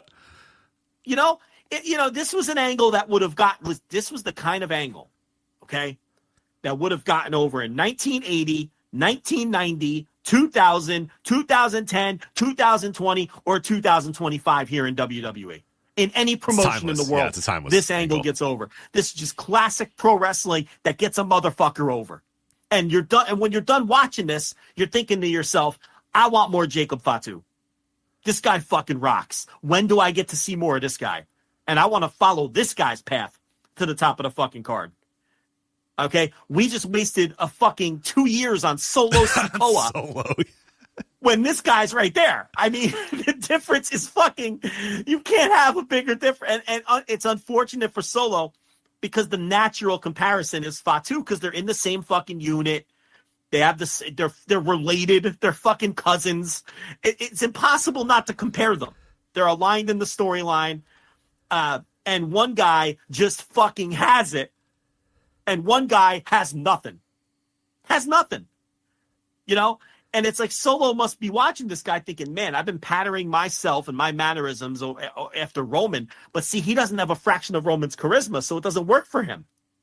And then this guy comes in, and he's just he's like his father. He comes across like a modern version of his old man, who I love.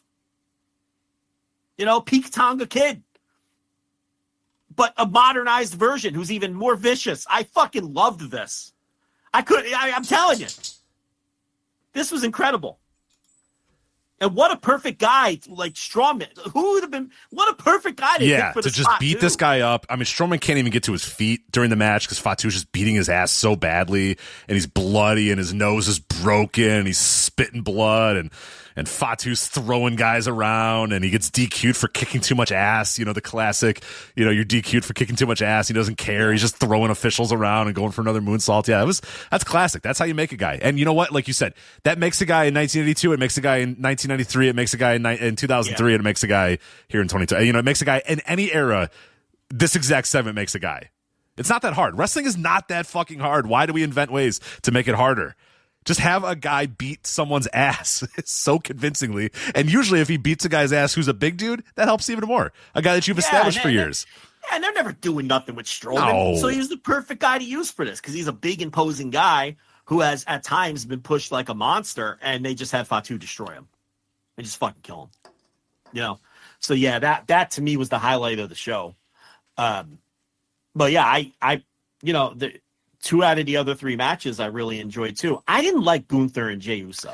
That match didn't work for me. I was indifferent to it. That was my least favorite of the matches on the entire show. Jay's just not good. He's just it's once that bell rings on Jay, man, it's just kind of there's nothing there. There never has been either. He sucks. Jey Uso sucks. That's just that's all there is to it. He's not going to get better. He is who he is. He's fucking 40 years old. I mean, this guy's not getting any better. Okay. People forget they've been there since like 2010. And, they were on Main Event forever. Then, they've had a million different incarnations. They tried to do the thing with Tamina where they were like, remember that whole gimmick where they were like, yeah, right. We're not the Samoans. You remember, we're not in bare feet. We don't chew on fish bones. They did that whole breaking the stereotype gimmick, right? Where they were aligned with Tamina, right? And that didn't work or get over. And then obviously the whole run as a tag team in the New Day feud where they did get over. And now this Bloodline shit, Rich, is on like year 4. You know what I mean? So it's like, I don't think people realize that this guy's like 40 years old. And this is who he is. I mean, if anything, he's going to get worse. He got a catchphrase over, or a catchword. It's not even a phrase. He got the fucking yeet thing over, and he got the entrance over, and then he doesn't have anything. I mean, he can't have an effective match. So, for people like us, we watch this and we're like, this is the least interesting Gunther match that like we've ever seen. Yeah, it's hard to have just kind of a meh match with Gunther. And it wasn't bad. I wouldn't call it a bad match, but it was just there. It was just kind of there, and it was long, and then Gunther just kind of won, and you're just like, all right, yeah, whatever. It's hard to have that kind of, like, I really thought if there was anybody that could get a really decent enough match out of Jay, it would be Gunther, but it wasn't it. It just, now I'm convinced that it's impossible at this point to get a he's just high no level good. match with him. He's just Rich. He sucks. Yeah, right. The guy sucks. He just isn't any good. And the tag matches, even the Uso tags, and look, they had many New Day matches I thought were really good, and I can't really think of many others, if I'm being honest, against other opponents. non-New Day matches. And it's like, there's probably a few that were not, but here's the thing. I think a lot of even their tag matches were hidden by just throwing 10,000 super kicks. You know what I mean? It's not like, do you remember some great Jimmy Uso fucking playing Ricky Morton segment that led to a great hot tag? And, right.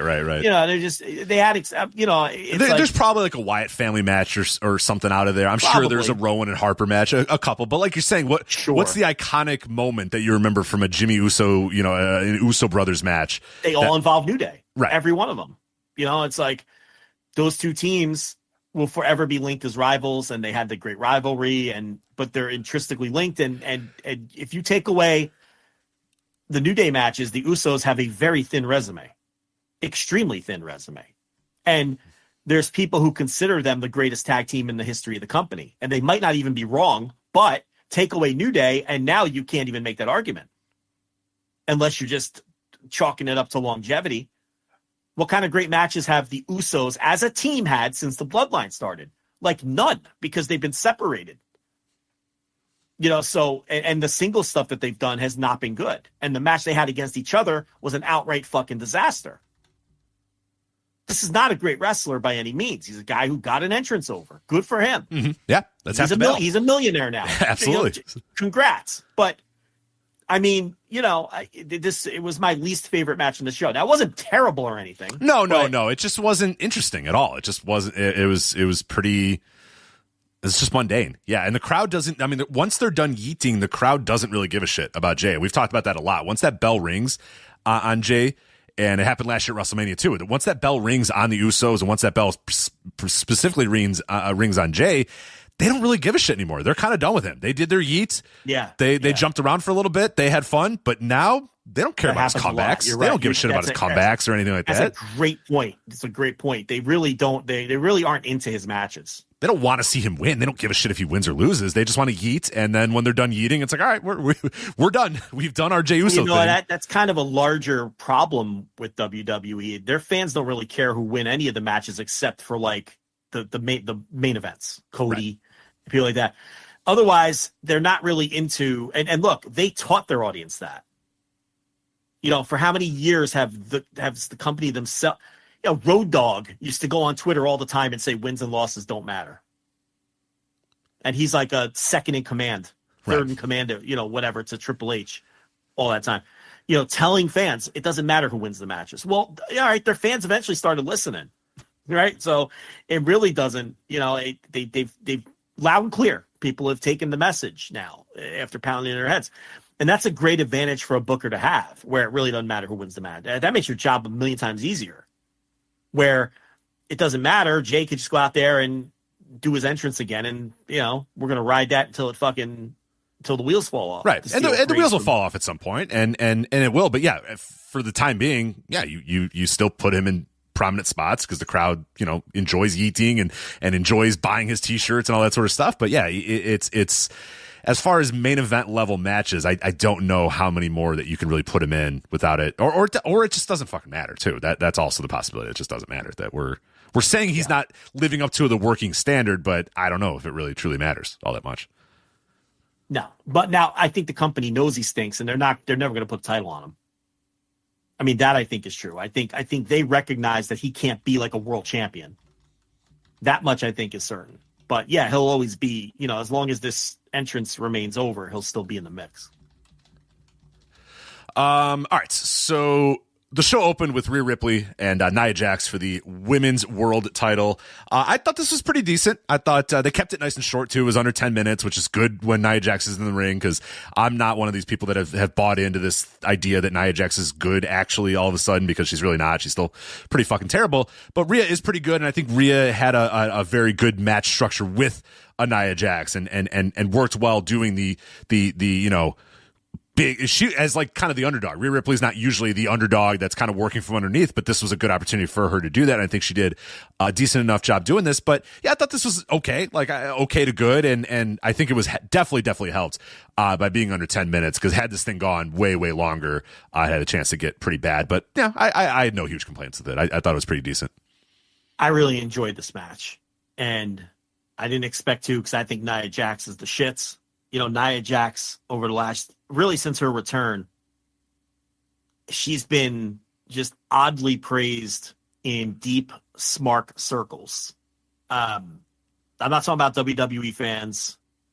I'm talking about like deep, smart circles. I don't want to name specific sites or people, because I don't want it to come across like an attack, because it's not.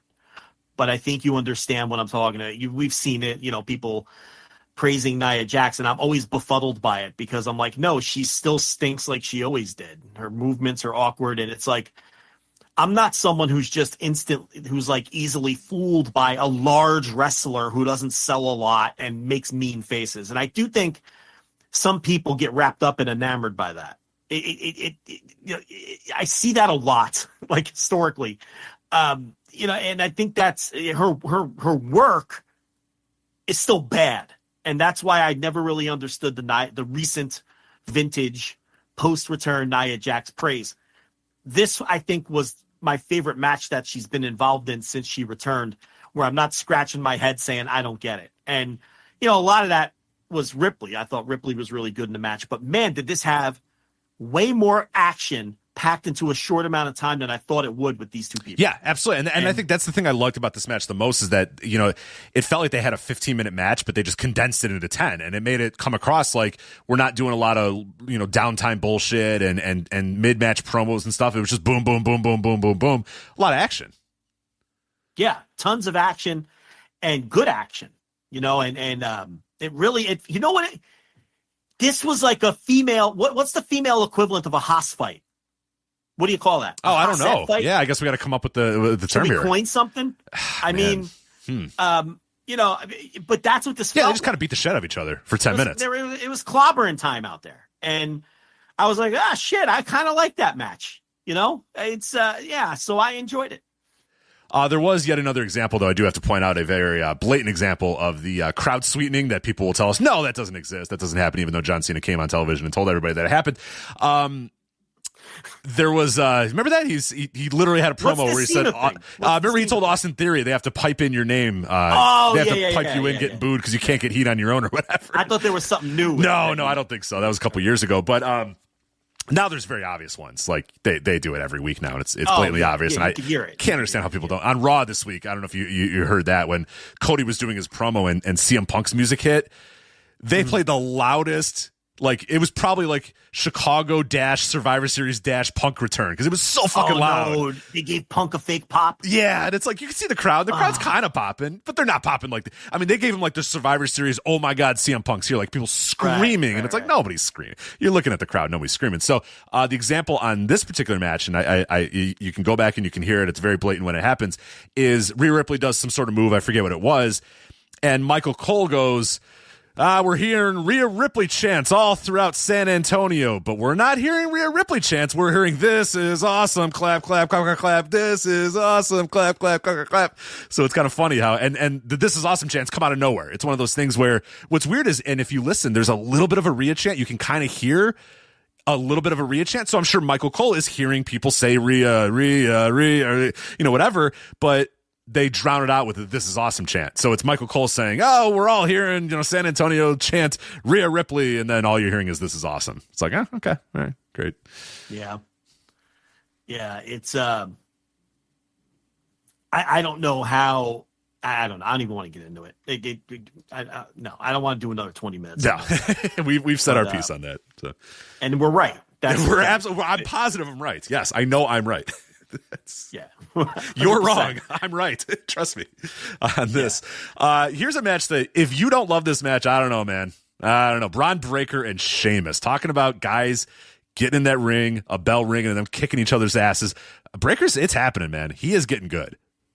Braun's getting. I hope and pray somewhere along the line they'll ruin him. Somewhere along the line something will happen. But for right now, man.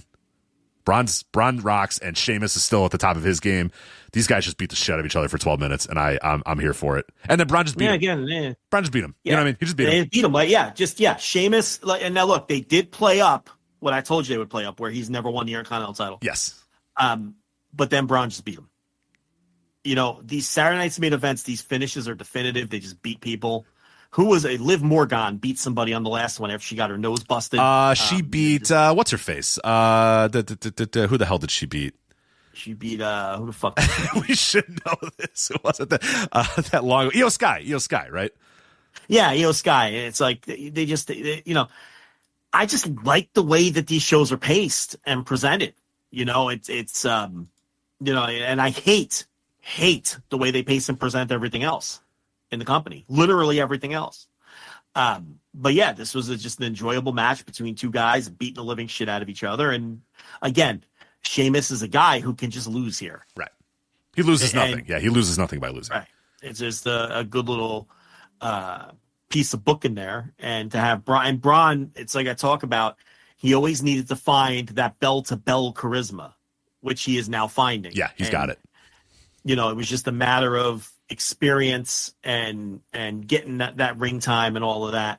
And look at you looking cute over there look at that. You're trying to get the pipe, aren't you? Look at you. Unbelievable. Live on the air over here. I can't listen. Yeah, look at you. I know what you're doing. I know the games you're playing. Yeah, I know. We got an hour left. Hour and a half. Then you can go do whatever you're going to do. Yeah. She comes sauntering down here in her little glasses, and she knows I like that. Glasses. Glasses, man. I'm a big mark for the glasses. She got her, sitting here. Yeah, I see you. I know what you're doing. All right. Yeah. She's got her Lisa Loeb. She's got her Lisa Loeb glasses on, really working there. Absolutely. That's exactly I know that's exactly your type, yeah. Yeah, you know what I like. So you said that very weird. Please take that back. She does too. I mean, she does too, obviously. Well, I'd rather she know what you like than me know what you like. But you know. And I know. Just the way that you said it was just... I didn't like it at all. I know, but I didn't like you saying it the way you said it. You said it the way you would say it to her, and I'm like, I'm not, I was saying it to her, and then I'm talking... This is the problem. This is why... Tell her to scram. Tell her to scram. Yeah, she beat it up the stairs already, so that's it. She's gone, Working a little switch too. You know what I'm talking about. Walking upstairs with the switch. So, what the hell was I talking about? Braun Breaker is, I think, what you're talking about. Finding the in-ring charisma. But this was also notable, this match, because old Jesse Ventura with a live mic decided he was going to cut his own. Like, he has his own story for what this match is going to be, which was not the story, much to the chagrin of both Michael Cole and Pat McAfee, because at one point, Jesse just decided that, like, the referee fucked up and that Sheamus should be winning this match or something, and he just wouldn't let it go. And you could audibly hear Michael Cole and Pat McAfee just being like, Jesse, shut up. Please stop talking. He's like, no, I'm telling you, Pat, look at the shoulders. The shoulders never came up. Sheamus should be the Intercontinental Champion right now. And Pat's like, oh, come on. Doing the Gorilla Monsoon. Like, oh, come on, Jesse. Oh, let's go. Like, unless both these guys maybe are just the best workers ever. I don't think so, though. I think Jesse just decided he was going to kind of have some fun here and do his own thing because Jesse doesn't really give a fuck. Yeah, because how could you possibly give a fuck when you're Jesse Ventura? He cuts a promo on your governor there. He's just like, dude, when the show started off, like they do Joe Tessitore or whatever, and he's like, "Oh, we're Jesse, we're here at Saturday's main event in San Antonio," and he's like, "I got something to say, Joe. I can't believe the schools weren't in session last week because it was kind of cold outside. Governor Abbott, what are you doing?" It's just like, what? Yeah. And Joe Tessitore is like, "Yeah, a lot of great action here tonight on Saturday's main event." Like just trying to get him off whatever he's about to get onto. I agree. I lost 2 afternoons last week because of that nonsense. There was no snow. So you're hooting and hollering from your den, being like, "Yeah, Jesse, you're right." Like, yeah. He's like, "Governor Abbott, I don't know what kind of cream puffs you're raising here in Texas, but yeah." The one day that one of the days that they kept them home, I swear to God, they were out in the backyard playing without a coat on. It was ridiculous. It was just a very mild day. It was a very okay day. Yeah. It was nonsense because it was like 30 in the morning, and they're like, "Oh, we can't have the kids in school." The rationale they're giving is, well, some kids walk to school. Okay. And we can't have them walking to school when it's 30. Maybe freezing. Right. Close slightly to above freezing. Yeah. Yeah. We can't have that. We can't have that. And so they got 2 extra days off. Yeah, but then by like 11 a.m., it's probably like 50, like a very pleasant 62 degrees or something like that. No, that's what I'm saying. It was like 50. And they were out there like just in long sleeve shirts playing in the yard, and it's like they're home from school because it's too cold, but they're out in the yard and they're coming in sweaty. I'm like, what is this? Why are you home? Get out of here. Go back. Get out of my house. Right. Go learn some fucking math. Like, what's happening here? This is bullshit. Yeah, so I'm right there with Jesse. But I don't think he's going to be back on this show. Not with a live mic anytime soon. I don't think. Yeah, I think this is going to wear off, and they're going to stop booking him. Probably. Yeah. I've been waiting for him to just say something completely off the rails, and soft cancelable to their current fan base. Right. Is that fair? Like something soft cancelable to their fan base? Like he's going to say the wrong thing during a women's match or something where it's not something beyond the pale or over the line. Like he'll say broads or something like that, and they'll decide he's like, "What's with these broads?" or whatever, and then they'll be like, "All right, that's exactly. It. Yeah, that's like, it." I'm not.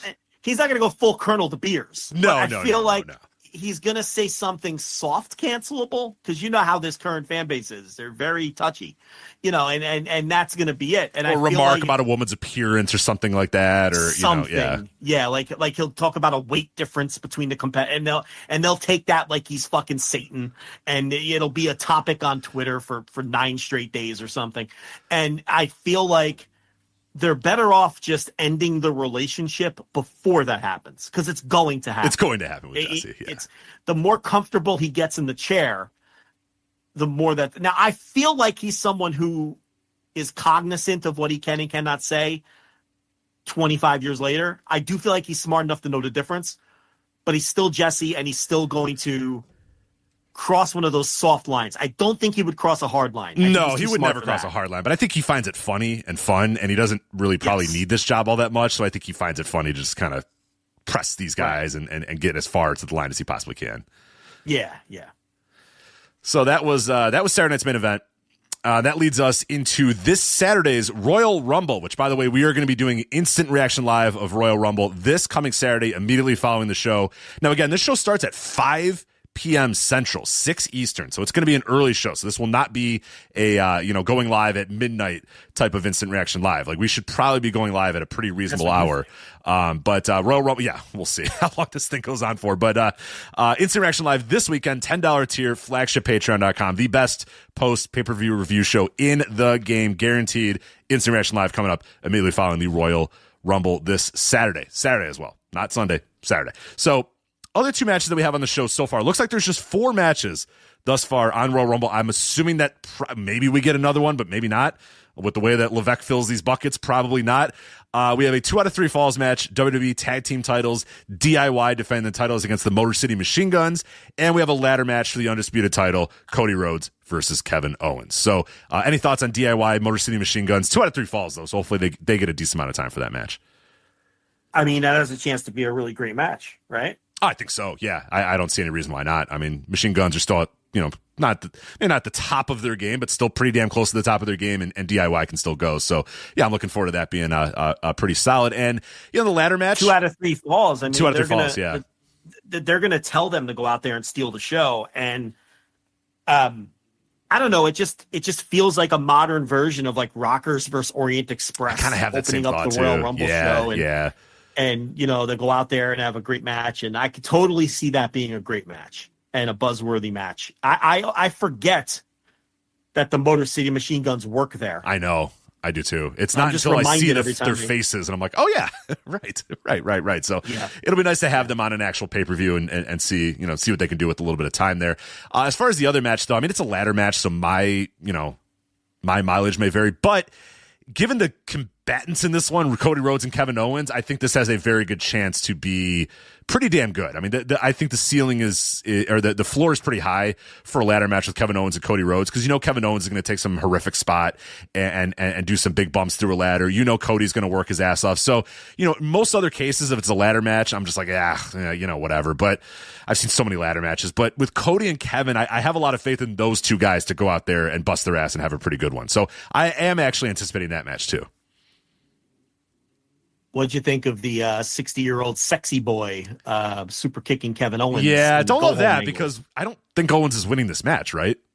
I mean, Cody's I don't think so either. Probably definitely winning. So that seemed like a lot for Kevin Owens to take, to get super kicked by Shawn Michaels and then lose here to Cody Rhodes, unless at some point he's going to get revenge on Michaels and beat him up or whatever. But I wouldn't bet on that happening anytime soon. So we'll see. But yeah, that was weird. That was a little weird that Kevin was left laying from an attack by Shawn Michaels.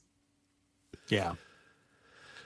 But yeah, so that's that. I mean, you're locked in on Cody winning that thing, because I mean, I've seen some people. I can't imagine Kevin Owens winning that either. So no, I don't think so either.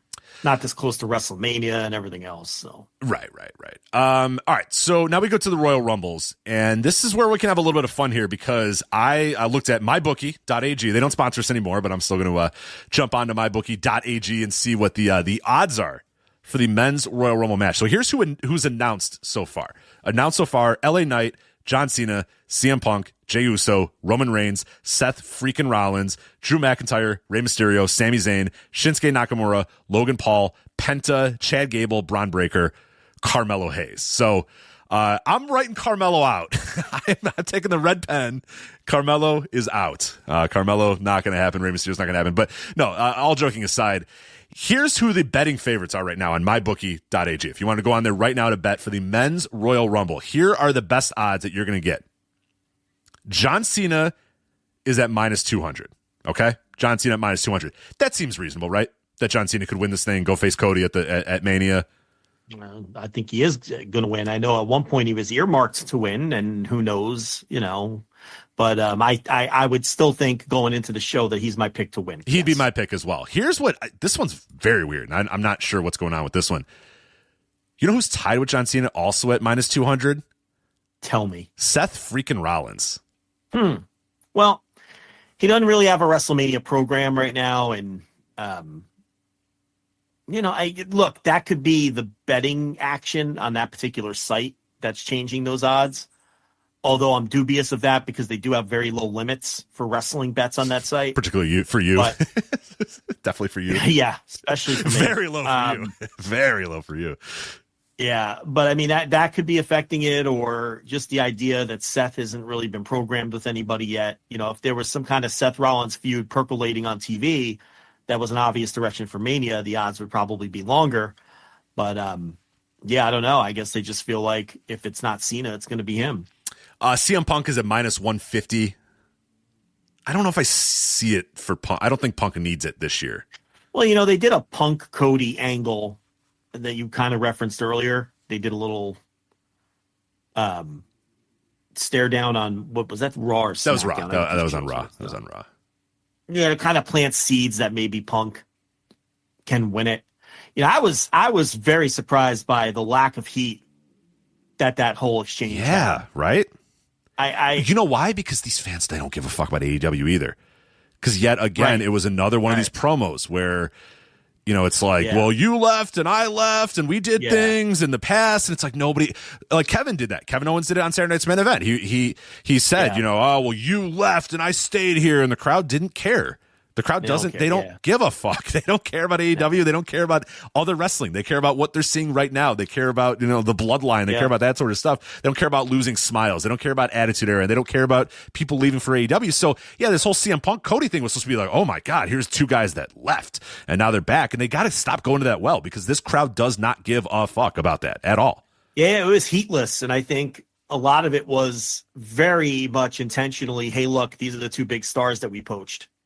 And they're interacting for like the first time, and it didn't get over like that at all. I didn't think Punk's promo was very good either, and that didn't help. No. It was a very mediocre promo from Punk's end. I just thought the whole segment was flat, and I was surprised by that. But there's been a lot doesn't where Punk's shit just is flat. It doesn't get across to this audience. I don't think he has a great handle on this audience. He still doesn't. He still doesn't. He had the AEW audience wrapped around his fingers. I mean, he had a perfect grasp on what they wanted to hear, and he could get over with that audience in an instant. And this audience he struggles with. There's times where he gets over with this audience, and there's times where you can really see him out there struggling. You can see it in his eyes that he's struggling, and he knows it, with trying to figure out what buttons to push with these people. And I think that was an instance of that. But yeah, my point was they're planting different seeds for different possibilities of who could win this match.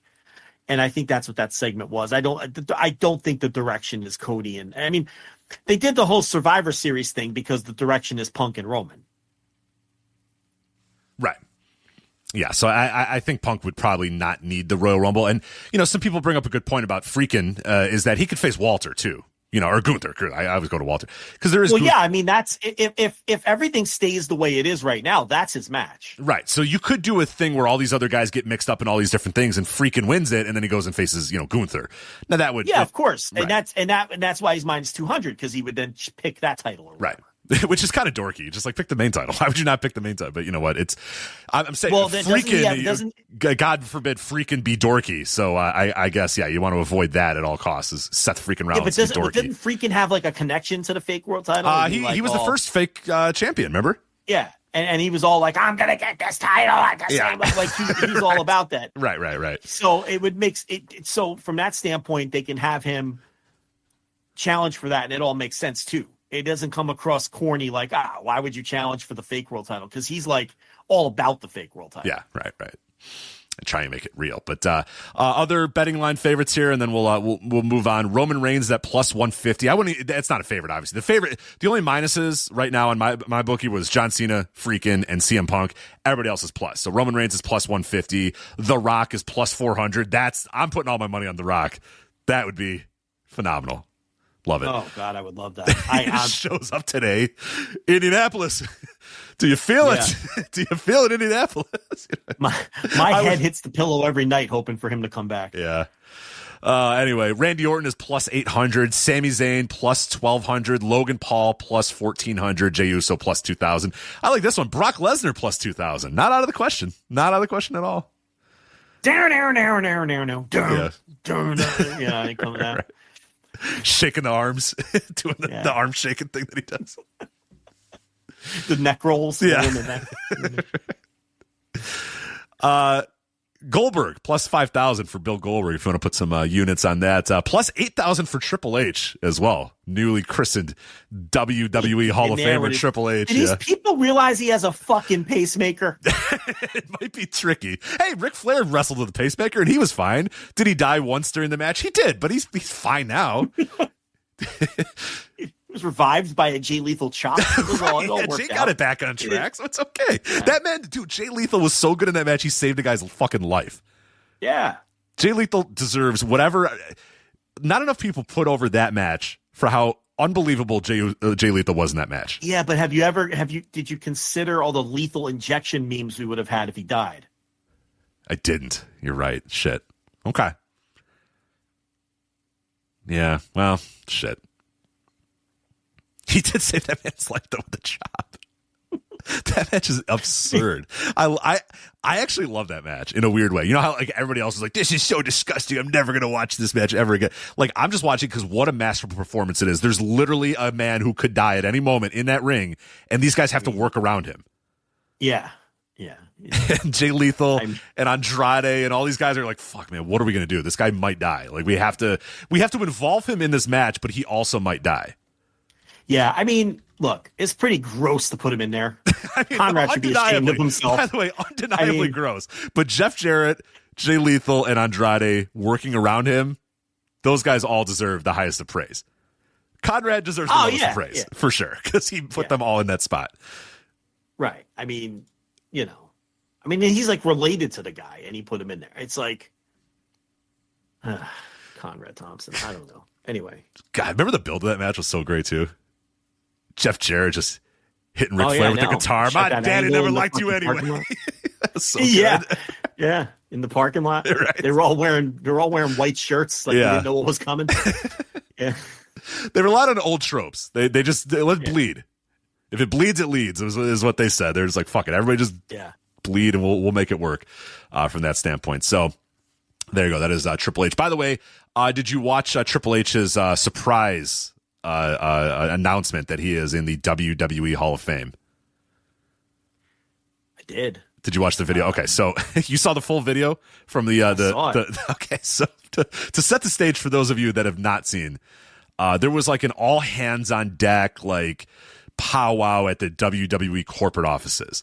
Now, by the way, I would hate working here because you have to go to this powwow and there's a fucking Jumbotron, a Titantron, and an entrance ramp, and they play Paul Levesque / Triple H's music as he walks to the podium or lectern or whatever to talk about like how awesome it is that everyone's doing great at their jobs or whatever. But it's just so weird that it's like time to play the game. It's like, we're globally, we're becoming bigger than ever, and we're firing on all cylinders, and our brand is has more awareness than it ever has had. And like Ari Emanuel's there, and Nick Khan's there, and this guy comes out to entrance music. Imagine your boss enters the meeting with entrance music, man. Like I don't know if I can handle that. And a video. There's a video. Your boss has an entrance video. Like, what the fuck? There's a stage, for God's sakes. And they're grabbing WWE microphones, too, to cut promos about how good it is to work at WWE or whatever. Titantron video. He's hitting a pedigree on Taz. Right. Fucking spitting water in the air. What is this?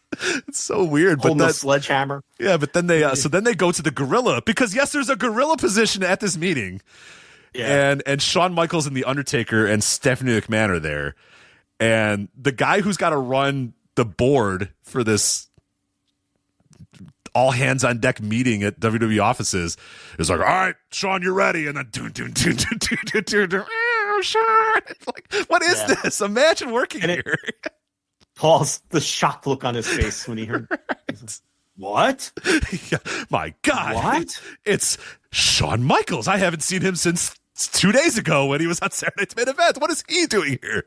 What could he possibly be doing? And it's great because they have backstage footage of Taker and Michaels being like, so how do we tell him about this thing? And Taker's like, yeah, we just go out there, we just do it, man. We just, and he's like, oh, you think he's going to be surprised? And he's like, oh yeah, he's going to be surprised. And it's like, what is this?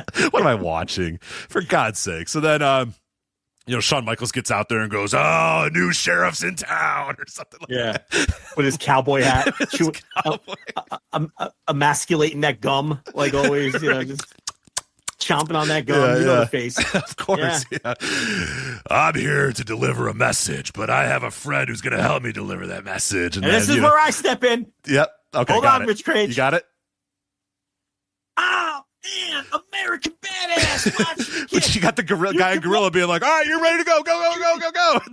You can roll with rock or you can radio edit. I'm a porno flick. I'm like Amazing Grace. I'm going to fuck some hoes after I rock this place.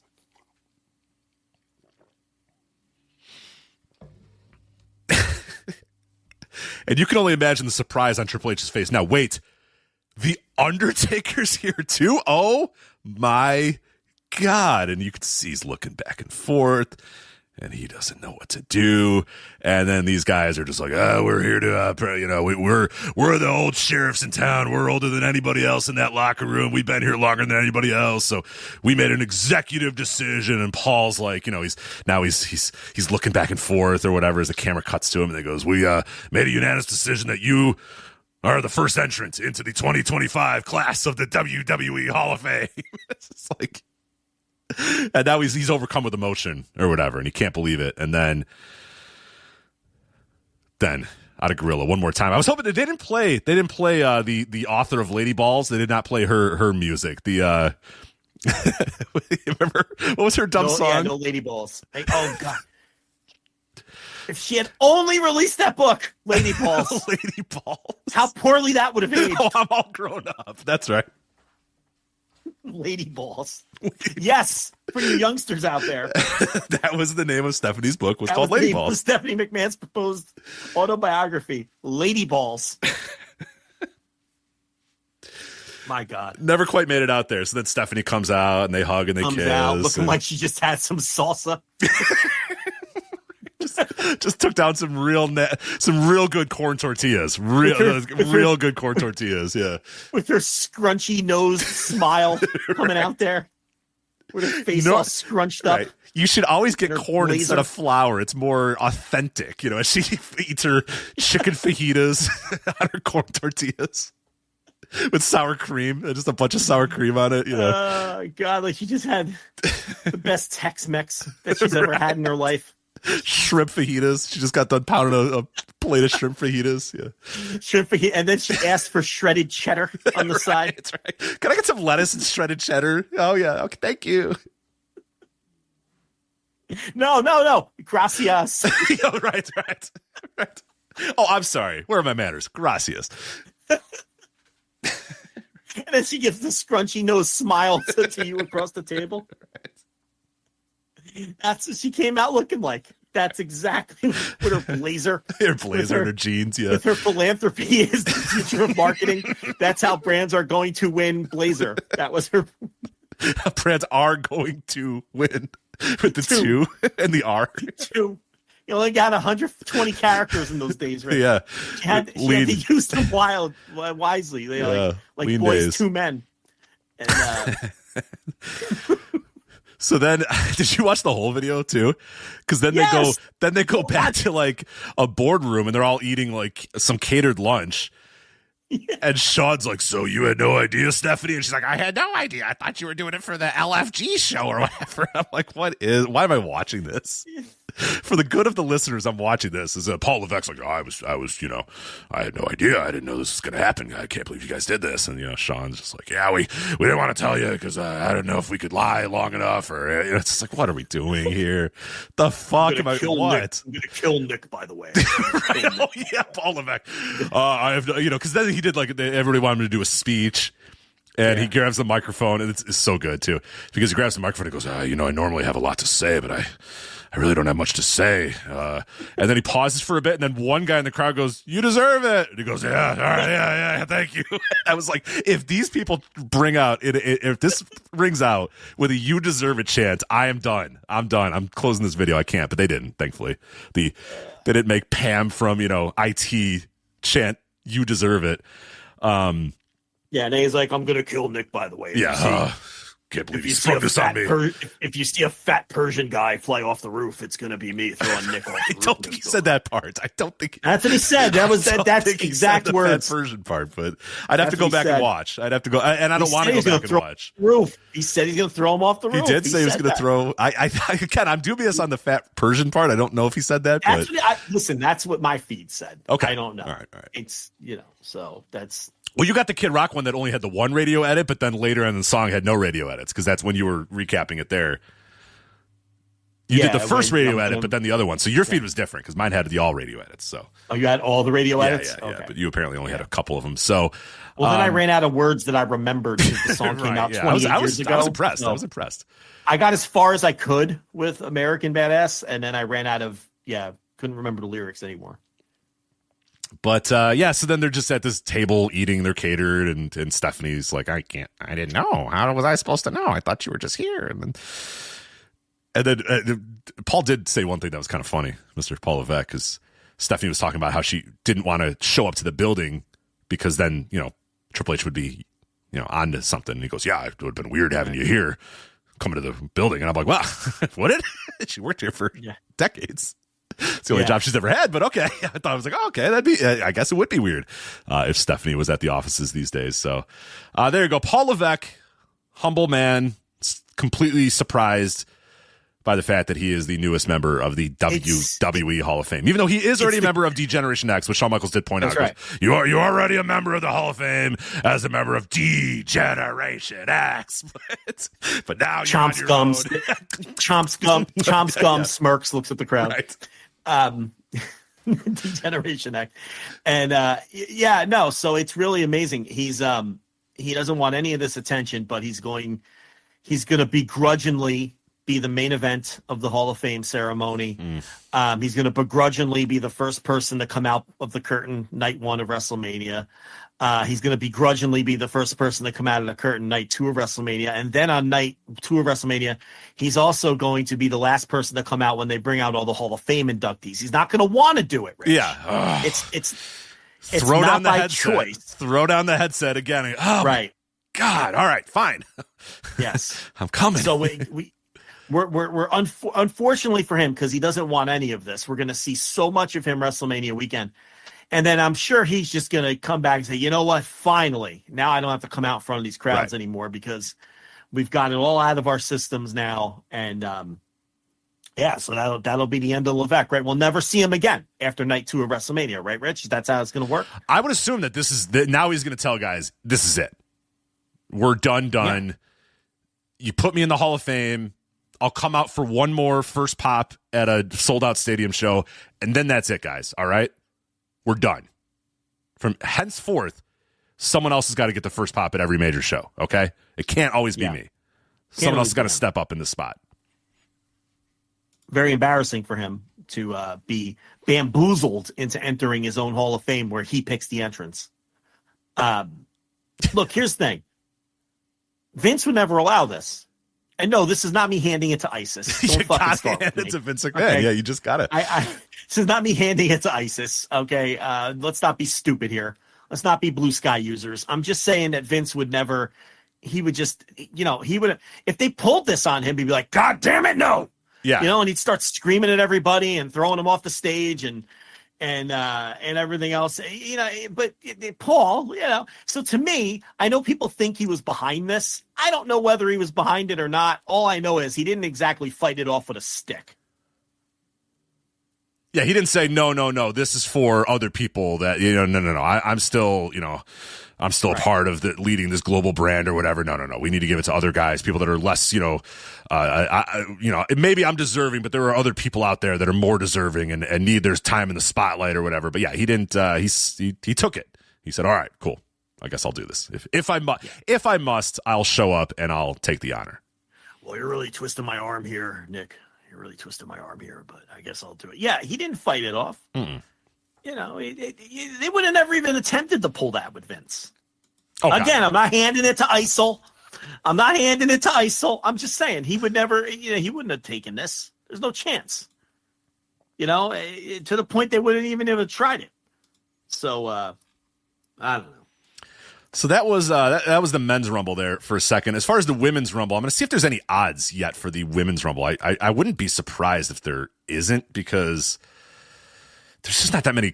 This always happens every single year with the Rumble, is like we don't get anybody announced for the women's Rumble, because I think they make their call to all the old, women of yesterday. You got to leave room for Candice Michelle. Right. Who's ever available to show up shows up, and then they fill it out with whoever is in the back. They're all right, fine. You, and you. Get out there. Piper Niven, get out there. Yeah, if you announce too many people, then what happens if Barbara Bush agrees to that? Barbara Bush? Barbara Bush. Nurse BB? You think Nurse BB's going to be out there? All right. You never know. I'd like to see what Barbara Bush is looking like these days. I don't know. Yeah, I don't know. I don't know if what Ariel the Vampiress is up to. They might, if she returns the call, you got to leave some slots open. I was just making sure that Kathy Dingman is still alive, and BB, a.k.a. Catherine Dingman, is still alive. So I thought, don't we have this conversation every year? I think Barbara Bush is dead.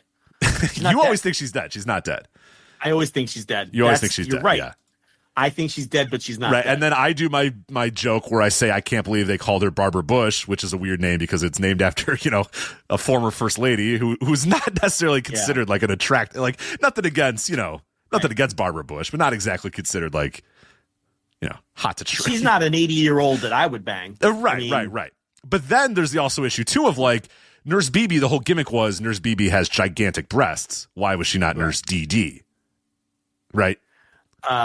Well, because Bush is a euphemism for pussy. Yeah. So Vince Russo in his infinite wisdom, he's like, fuck, which one? We got to choose. Is it the boobs or is it a pussy? What is it? It's got to be one, guys. It has to be one or the other. We have to decide. Are we going to call her Barbara Bush or are we going to make a euphemism about her giant breasts? We have to decide right now, guys. And they chose,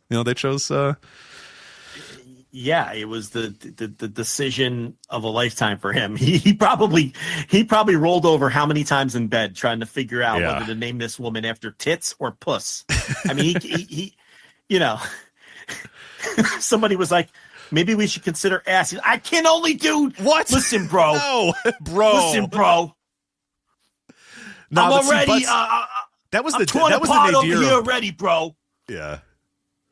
That was the nadir of butts, though. Butts were so out of fashion at that butts time. Butts weren't in yet. Yeah, butts were not in. Yeah, that's right around the time they did a whole storyline about Molly Holly's large butt. Yeah, because Molly Holly had today she'd be like the biggest babyface she'd be an NXT superstar, by the way, with a pretty large posterior. Right. But at that point, it was like everybody laughed at Molly Holly because her butt was big, and then like she was a heel because she had a big butt, and everybody said, "Look how big her butt is." So yeah, I don't think he agonized over the ass at all because asses were not in 1999 at all. No, yeah, but it was a tough choice for him. It really was. Poor guy. Probably thought it was funny because it was a first lady and also because, Bush is pussy. Uh-huh. So he thought that was hilarious. He just thought that was just incredible. As our European friends would say, incredible bants. He thought that was incredible bants. Incredible banter, indeed, yeah. Bants.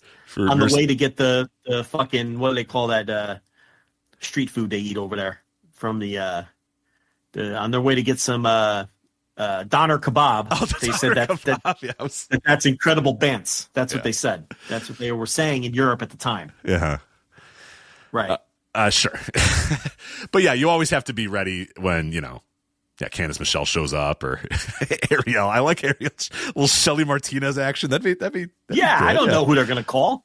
Could be any number. I'm sure they call everybody, and then whoever shows, and that's why they don't announce. Because everybody every year is like, okay, they only have 5 names announced, and it's like, yeah, because they're calling everybody, and they know like 10 of them are going to get back to them, and then they could just tell everybody else in the back, all right, you, and you, all right, get out there, But as far as I can tell, there's no, I can't find the odds on there because let's be honest, I'll read the names, and I think you'll be able to figure out pretty quickly.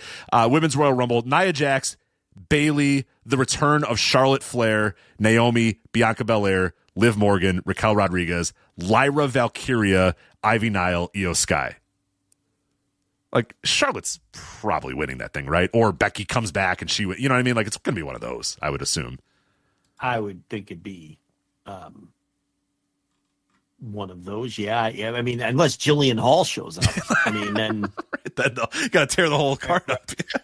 You got it right. I mean, then you got it. Then everything changes at that point. Yeah, Mickie James will make her annual appearance, and we'll pretend it's like, oh my god, it's Mickie James again. And it's like, oh yeah, it's always Mickie James. Yeah, so. I mean, maybe a little Layla L. Layla L. I was always a fan of Layla L. Oh, you like the Layla L? I like the Layla You're into that. Yeah. You're into the Layla L. Okay. They got this TNA. So maybe they could talk Gail Kim into putting on the tights one more time. True, right? True. Yeah. Well, she eliminated herself like that one time when she eliminated herself and then quit the company, which is an all-time. She hopped out of the ring and then was never seen again. And not Battle Royal. Yeah. I'm good. I don't need this out of there. Yeah. Maybe Eve Torres. Oh yeah, shoot fighter, MMA fighter. She could be on a blood sport too, right? Is she still? They have still terms a shoot though, fighter? right? Eve Torres. I don't remember. Well, fuck. A lot of these people. Mickie James complained about her shit getting thrown in a bag, and she was back in like 6 months. So yeah, I don't know if Eve Torres had bad. Is Eve Torres the one that dated Michael Hayes? No, that was I know who you're talking about. Rosa Mendez. That was Rosa Mendez. Yeah. Rosa Mendez. I don't know if Rosa Mendez is getting bad terms. I don't think Rosa's getting the call. Yeah, I forgot about Rosa Mendez. Yeah. Yeah. Maybe. Who knows? Are we canceling Michael Hayes? Well, are we canceling him for this? Let's see if now or because I thought Michael Hayes. Yeah, probably. I'm looking at it because people love this age difference stuff now. She's 45, he's 65, so he was probably like 45 and she was 25, right? Yeah, when this was going down. Oh yeah. That's a tricky one. I think I regret. There's some power dynamics. Rich, there are some not very good power dynamics at play there as well. So I regret to inform you that Michael P.S. Hayes is canceled. Oh, fabulous Freebirds. Sorry. Yeah, you gotta no more watching this footage. Fuck. Right. Doc Hendricks. I can't even watch Old In Your Houses because Doc Hendricks is there. No, you can't. Michael Seitz is fucking canceled. Rich. Fuck. All right. Well. Jordan Grace is an interesting name as well. She's doing the thing where she's tweeting out airplane tickets to say I won't be there because I have a flight on that day. Yes. Okay. Yeah. Okay. Cool. I'm sure Barbie Blank, aka Kelly will be there as per usual. So sure. Why wasn't she Barbara Bush? BB. Yeah, she's also a BB. Yeah. Barbie Blank. I mean, there's just so many jokes. I don't. Barbie Blank. They're too easy though. Isn't that the shoot name? Isn't that her shoot name? Yeah, and it's too hacky to make easy jokes there. Yeah. It's like, that'd be like going up. That's like a stand-up comedian going, that Trump, he sure looks like a Cheeto. It's like it's too easy. You can't go there with Barbara Blank. It's just too easy. Victoria, they've shown her in the crowd recently, so she'll show up. But yeah, that's why there's no one named, because they're just going to call everybody, and then whoever shows up to the building shows up, and then Yeah, we'll get someone from NXT you don't expect. Maybe the fake Italian that hangs out with Luca Cristofino and maybe a little Carmen Petrovic will show up. Maybe Lola Vice can shake her ass and fight MMA. Yeah. Yes, Sol Ruka can shake her ass and do some flips. Nikita Lyons can shake her ass and not do anything, but they're all shaking their ass and doing things. They have a wide variety of gimmicks, Rich. I don't know what you're implying. Maybe the girl that hangs out without the mud, whoever Jada that Parker. is. Maybe they Jada Parker who shakes her ass and beats people up. Yeah. All right. I regret to inform you, Rich Craich is canceled. No, that's the gimmicks. No, those are the gimmicks, man. I watch NXT. I know the gimmicks. Oh, you watch NXT? All right. Big NXT watcher. Lash Legend can show up. Sure. I don't think she shakes her ass, but no, she just wrestles. She just professionally wrestles. Yeah. Yeah.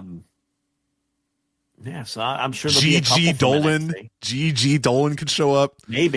Maybe Toxic Attraction 3 will finally get the call. God, give JC the call up, right? Give her the call. Come on. Give her the call. It's about time. Cora Jade can show up, maybe. Maybe Wendy Chu will come out in her spooky gimmick now.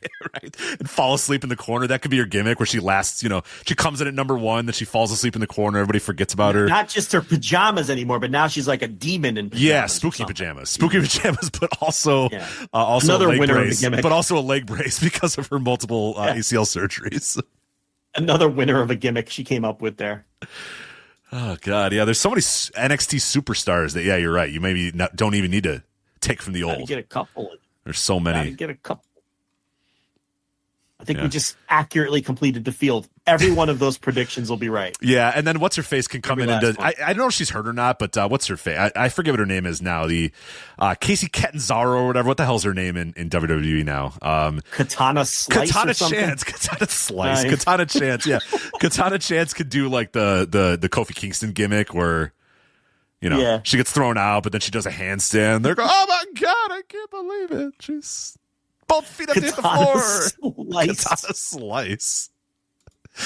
I like it. The party girl. Her and the other one are party girls. Oh, is she even around anymore, the other party girl? They come out to like rave music and glow sticks, and they're like, oh, they love to have fun. It's like the they're making fun of their own. They love to have fun. You know what I mean? Yeah, they have a literal gimmick. Is that other one still even around? I feel like I haven't seen the other one. She's around. Her name's Katana Slice, and who's the other one? Caden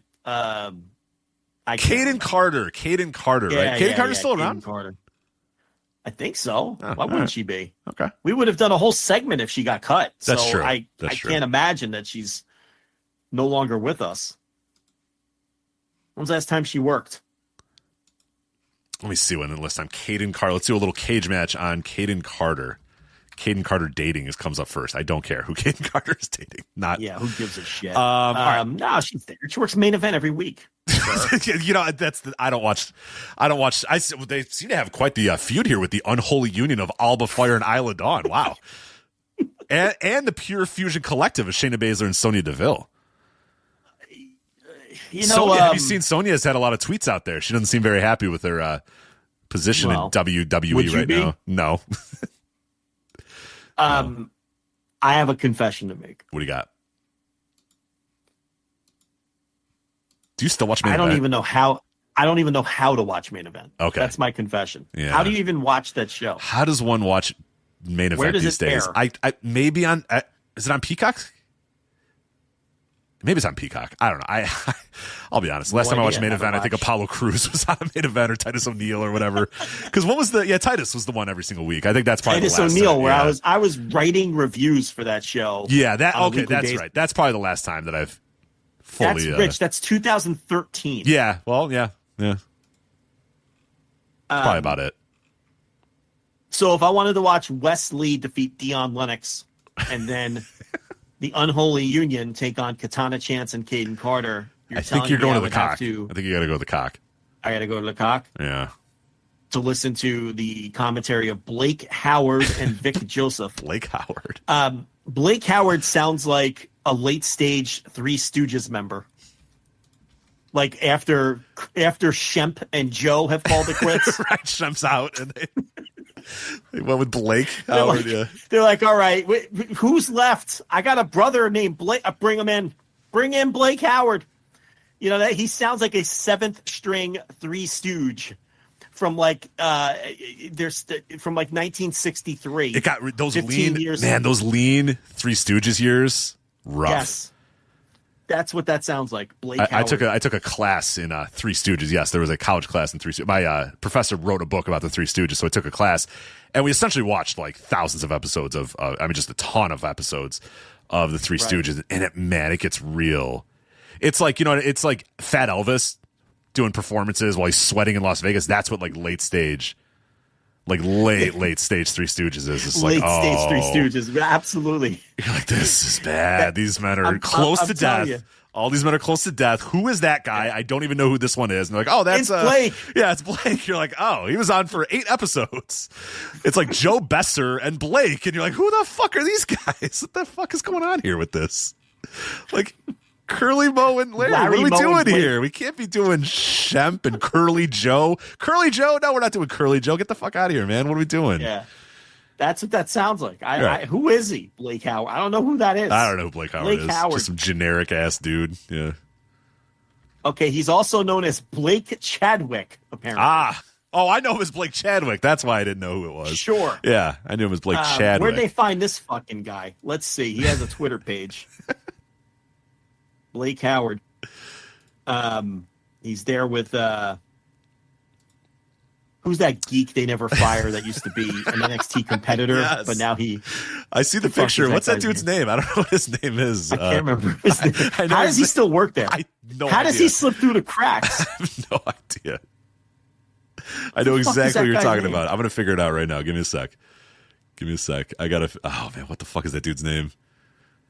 He's not the guy. It's not him. Oh, no. Byron Saxton is this man's name. Byron Saxton. That's it. Byron never Saxton. fired. Always there. How does he still have a job? It's crazy. What does he do? Like, what does he provide them? Byron Saxton. Yeah, I don't know what Byron Saxton does anymore. I guess is he a commentator for Level Up? I'm not a Level Up guy. I know you're a Level Up guy. Level Up doesn't exist anymore, sir.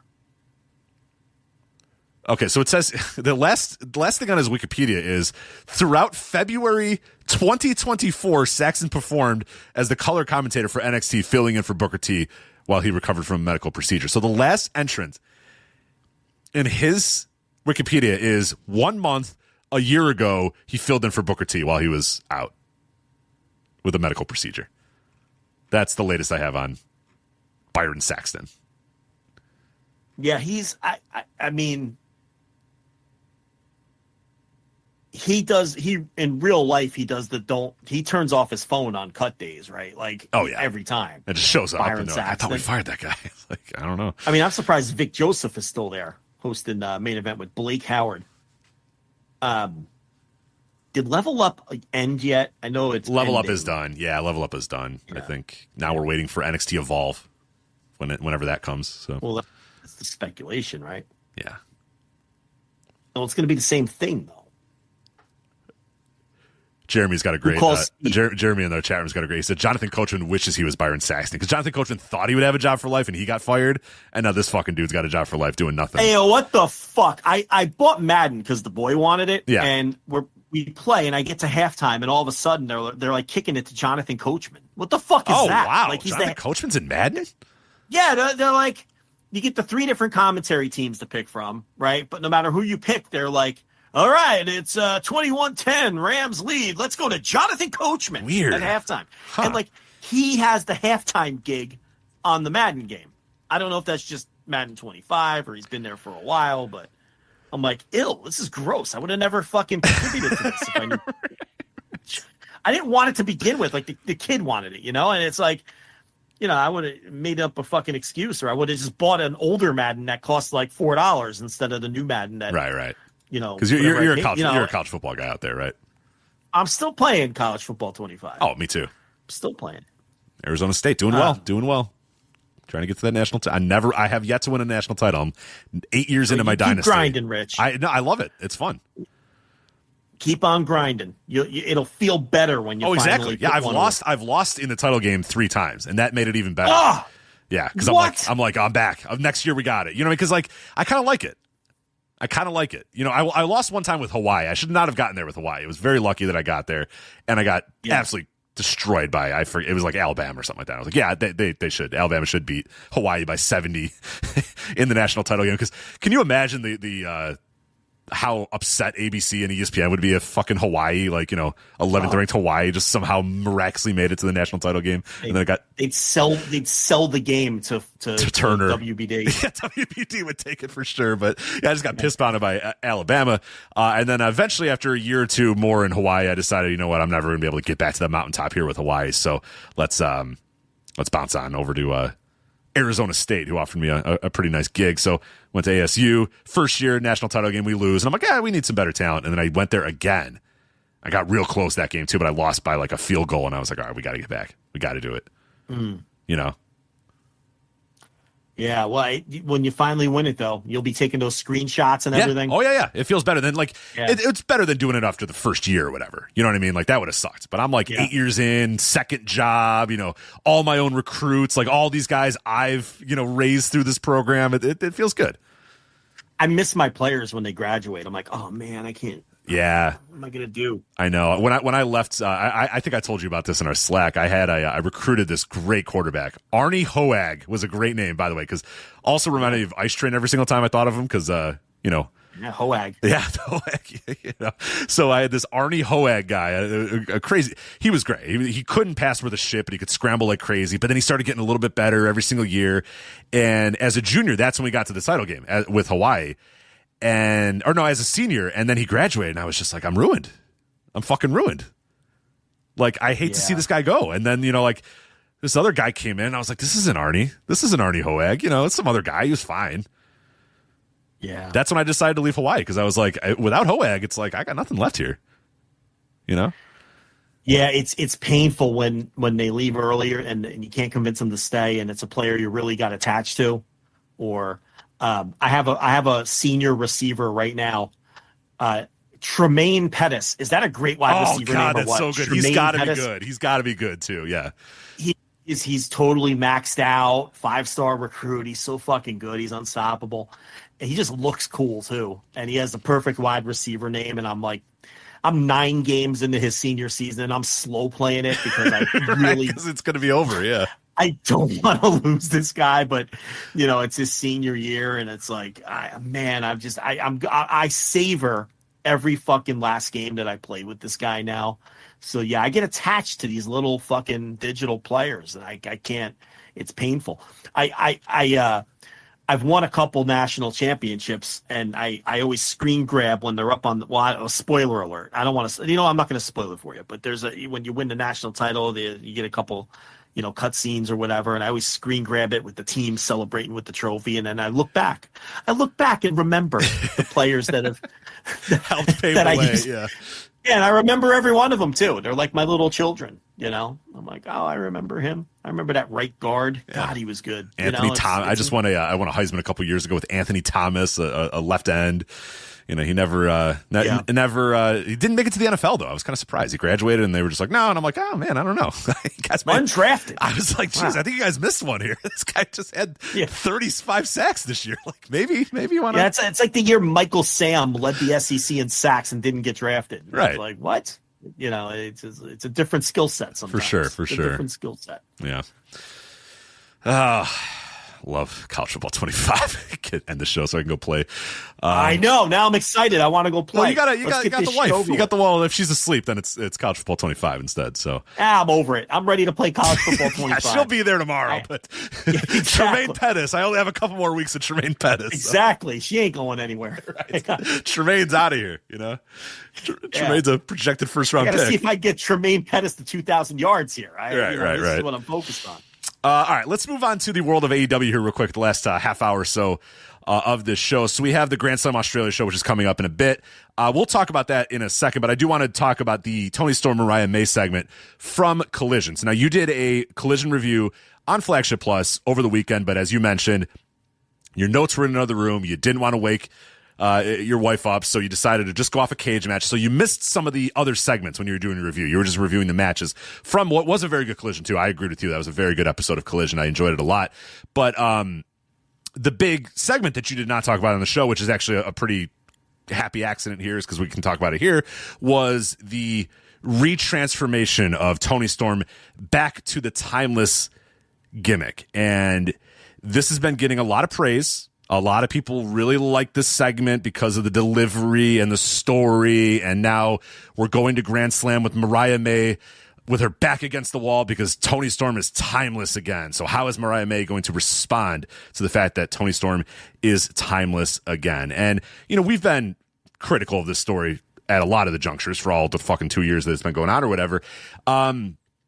This one in particular... Now, I had no issues with the turn. When Mariah May turned on Toni, I had no issues with it. I thought that was awesome. You agreed. The shoe, the blood, everything, that worked. That was fucking great when Mariah May turned on Toni Storm. I haven't liked a whole lot of what Mariah has done since then, and I have sort of enjoyed aspects of Toni returning and coming back or whatever. But this, the way that they executed this and where we are now in this story... They missed this thing entirely. This thing doesn't make any fucking sense anymore. And it's like this thing where now when I see people praising it, to me it's a dividing line of like, okay, we're just looking at wrestling differently in many different ways. You are only looking at moments and only because you are not understanding. Like the big picture of the story makes no fucking sense anymore. Absolutely zero sense anymore because... And I guess, well, first, what was your thoughts on Toni returning to being timeless or whatever? I don't know if you have any strong thoughts about that. And then I'm going to do my takedown of whatever the fuck this thing was, because this is a fucking disaster, the way this all played out. I mean, I just thought they burned through weeks, if not months, of storylines in 15 minutes. I know where you're going to go with this, I agree, it didn't make any sense either. But what they should have done was slowly had her earn Mariah's trust and then do the same thing to Mariah that Mariah did to her. Exactly. And then do the big reveal of, all right, bitch, I got my revenge because I just did the same thing to you that you did to me and you fell for it. Right. I played you like a fool, like you played me like a fool, and now we're back, right. And now we're going to collide here at Grand Slam Australia. And you could have played it exactly the same way, because in the early stages, Timeless Toni wanted nothing to do with fangirl Mariah May. She kept disregarding her and treating her like shit, and then she slowly won her over. And you could have done the same thing here, where Mariah May was like, oh, I'm not, like, because she was playing it like, oh, well, she has amnesia, and then slowly wins her over. And then once she finally has the trap set, then you do the big angle. They rushed through all of that in like 10 minutes. And on top of that, it didn't make any sense either. They told the story the wrong way. She let her kick her ass first. Right. And that's where, like, if you like this and you're like, oh, this is good, like, I need you to defend this. I need you to tell me what this grandmaster plan from Toni Storm was. So Toni is Timeless Toni. Mariah turns on her. Mariah beats her at All In and sends Toni Storm into a tailspin, a mental breakdown. And so Toni, goes away for a little bit, and she comes back, and now she's pretending to be the old Toni Storm. And it's like, oh, look, nobody believes that she's a rookie and all this sort of stuff. And then what she does is wins a bunch of matches, wins a number one contenders match or whatever, wins the Gauntlet Battle Royal or whatever. And then she finally gets to the position where she can face Mariah May again at Grand Slam Australia. But again, like you said, during all this, Mariah May is just like, no one's buying this. This is stupid. This is dumb. Nobody believes this is Toni Storm. I don't care that. Who cares? Who cares? She's nothing to me. I'm not. I'm not threatened by this woman at all, and I shouldn't be, because, by the way, I turned on her and then I beat her at All In, right, to win the title.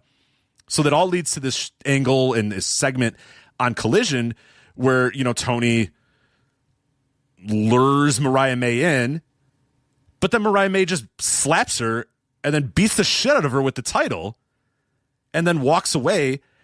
And then Toni, takes off whatever she was wearing and reveals the Timeless Toni. And she goes, I'm Timeless Toni and I'm playing the greatest act of all time. I'm playing the great actor. It's like, all right. What did you accomplish? You accomplished nothing. Right. You earned a title shot the way that anybody would normally earn a title shot. Mariah May turned on you, beat you, won your title. She wasn't threatened by the new Toni Storm or the old Toni Storm or whatever it may be. She wasn't threatened by Timeless Toni Storm because she fucking beat her and won the title against her after turning on her. Why then, after beating your ass, is Mariah May going, oh, she's Timeless again? Like, you beat Timeless Toni. Yeah. You beat the shit out of her, and you just beat the other Toni just now.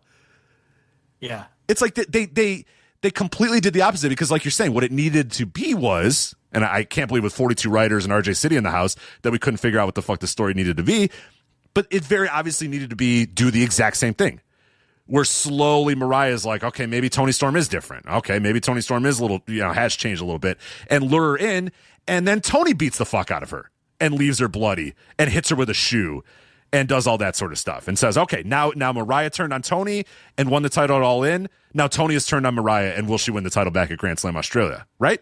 That works. Yeah. This was Mariah just beat the fuck out of her. Again, Mariah just beats this woman every single time we see him. Why would she be threatened by her? It's just I'm lost here. It's because it sucks. And Tony's like, my plan all along was to lure you in. Like, you just got your ass kicked, destroyed. You just got beaten mercifully. You didn't lure her in at all. She just got done beating you. I can't defend it. It was not only weird. It not only sucked and didn't make sense, it was also done all in one night. It felt like WWE rushing through ECW and WCW merging. Remember they did that all in one Raw? Yeah. When that you Raw could have Atlanta. done that over the course of a fucking year. But they did it all in one night. Like, that's what it felt like to me, where they just rushed through this whole thing. They had ECW debut and then ECW aligned with WCW all in like the span of an hour. Yeah. Yeah, and like half a Raw. Instead of making that the story and then booking it backwards over the course and milking it and, drawing ratings up. No, they did it all in one night. They just rushed through this whole thing in one night. And on top of it, like you're saying, it didn't make any sense. No, Tony's master plan was, I'm going to come back, I'm going to win a bunch of matches, and then I'm going to get my ass kicked, and now I'm timeless again. And now you should be scared. End result is now, even though you beat me pretty easily. Right, even though she already beat both versions of this person. Right. Why is she scared? Why is she scared? She just beat her up like 5 minutes you just earlier. beat up the old Tony. You just beat up the old Tony, and you beat up Timeless Tony. You've beaten up every version of Tony you've beaten up.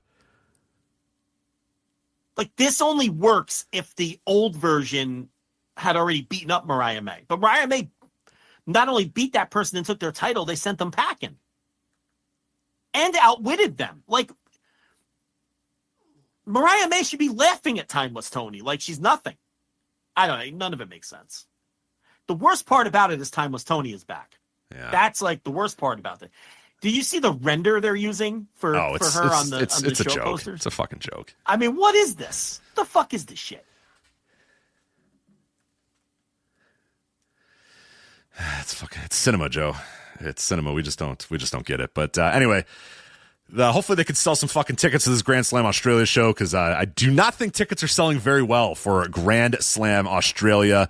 They're doing 2-for-1 deals and a bunch of other stuff. 2 matches announced so far for the show: Mariah May versus Toni Storm for the AEW Women's World Title, and Kenny Omega and Will Ospreay versus the Don Callis family of Konosuke Takeshita and Kyle Fletcher. So now the ongoing saga of when the fuck can I watch this show is still going on, Joe. Still, as of this week, still going on. Now, I wrote about this behind our paywall earlier this week. Of course, it all started with them displaying that graphic a couple weeks ago that said Mariah May versus Toni Storm, Saturday, February 15th at 7 Central. I wrote about it at the time. That's not going to happen because, the NBA All-Star Saturday is going on. So there's no way that's going to air on TNT at that time. They then, the next day, tweeted out a new graphic that no longer had the time, and no longer can you find the graphic with the time on it before. So someone told somebody, hey, by the way, NBA All-Star Weekend's happening, so you can't have Grand Slam Australia on at that time, which, maybe they presumed that they would just have their normal Collision time slot. I don't know who didn't tell whoever, who didn't check into one, whatever. Regardless, by the way, the show's happening in not that long, February 15th. But our update, if you call it that, is that if you go on the TNT TV schedule, okay, if you go onto the TNT TV schedule and you scroll to Saturday, February 15th, you will see 6 p.m. Eastern, All-Star Saturday pregame, okay? 7 p.m. Eastern, NBA All-Star Saturday night on TNT, and now at 9:30 p.m. Eastern, Collision 2/15/2025, okay? And then below that it says All Elite Wrestling Collision. What we know, though, as informed wrestling fans, we know that Collision is not happening on that night on February 15th because Grand Slam Australia is happening at the same time. Right? Okay? Yes. But on the TNT schedule, it just says Collision.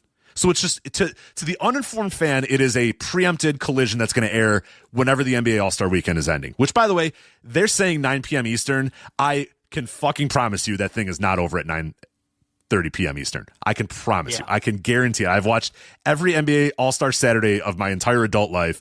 I promise you that thing is not ending at 9:30 p.m. Eastern. I can guarantee it. That probably closer to 11 than 9:30. But to the uninformed fan, all it is a preempted, delayed episode of All Elite Wrestling Collision. Now, that, of course, is probably going to be Grand Slam Australia, right? You would assume, right? Yes. Did we find anything about that? Has AEW said anything about that? Did they tell you yesterday on Dynamite? Have they said anything about when the fuck you can watch the show that's happening? They have not. They keep saying Saturday. Yeah. There's no time. What is this shit? What are we doing? I don't know. Can you tell people when they can watch this fucking show? If you're going to promote matches from the show. I cannot confidently tell anyone when they're watching the show. What the fuck?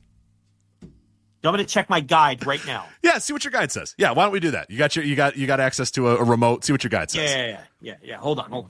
I want to see if your guide says Grand Slam Australia or something. I mean, this is just, as I wrote in my piece, it's Mickey Mouse sloppy shot bullshit. Like, what are we doing? Come on.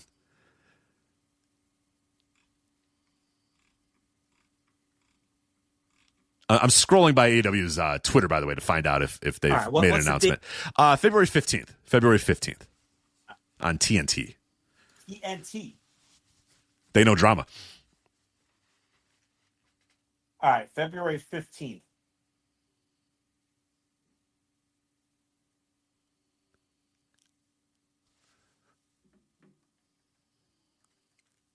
To be announced. Oh, my God.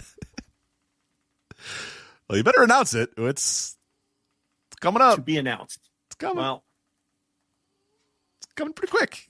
Not far off. So yeah, as of this week on Dynamite, you have no earthly idea. If you're not into this and following it, you know this thing is happening on the 15th in Australia, and that's all you know. That's all you know. 2 matches. It's happening on the 15th. To think of where the show began, the show began as a pay-per-view level match or a pay-per-view level show in a stadium. right. It's now gotten reduced to a pay-per-view level show in an arena. Then it was, maybe it'll be like a Dynamite level show in an arena. And now apparently it's just an episode of Collision that's preempted Right. by All-Star Weekend. It's another episode of Collision in a 2/3 empty arena. I mean, you could have done this in place Huntsville. 2.5 hours past its usual airtime. And by the way, way past that. They're saying 2.5 hours. I again, people, I am guaranteeing you it will be at least 3.5 hours or at least 3 hours past the usual airtime. Mac McClung ain't going to be done in an hour. You know what I mean? Your boy going for a 3-peat, by the way. Return of the Mac. You going to be locked in? A little Mac McClung 3-peat? No, he transferred to Texas Tech. He's dead to me. Man. They could have, they're flying 17 hours for this. They could have just done this at the Von Braun Center in Huntsville. I mean, they didn't have to, I mean, I'm thinking about that. I'm thinking about all the stuff you got to send, all the ring and the entrances and the LED boards and the video boards and all this manpower that's got to get everything over here. And it's like, dude, we're 15 days out and we don't know when it's going to air, when you can watch it. There's 2 matches. No one's going to be there. I mean, what is this? You think it was supposed to be a pay-per-view? Because then they're coming back with Revolution, on the 9th of March or something? I mean, I assumed if they booked a big time, I don't know if it was ever going to be like a traditional pay-per-view, but I imagine if they booked that big-ass stadium that they at least assumed that it was going to be. I don't know. I wonder if they ever used those words in the promotion of Grand Slam Australia. I don't think they did. Revolution's the 2nd, isn't it? From the Crypto.com. March 2nd. Yeah, March 2nd. Yeah. So, would they have a pay-per-view, another set of pay-per-views 2 weeks apart? I mean, they do it for All In every year and All Out, but I don't know. But they never advertised it as a pay-per-view at any point, I don't think. It was just a stadium show, and it was like, we don't. But remember, they did that with the first Wembley show, too, where it was a big mystery, and Tony would only say, there will be a way for people to watch it. Remember that? Yeah, exactly. And we were like, what the fuck does that mean? Like, what is it? Like, so kind of the same deal with this. I don't think they ever, but that doesn't mean that it wasn't going to be a pay-per-view. It's all, but the fact that, like, just following the track of what it was maybe assumed to be to where it is today. It's so great that there's only 2 matches. It's just going to be a Collision, and then they're going to like tape ROH before and after. Like, it's just, you know what I mean? It's going to be like Lee Johnson versus Aaron Solo, right? Before the show. Stir it up, girl. Red Velvet versus like Red Velvet versus Layla Hirsch. Layla Hirsch, Layla Hirsch is one of the many Laylas. Get one of them out there. Stir it up. And it's just like, yeah.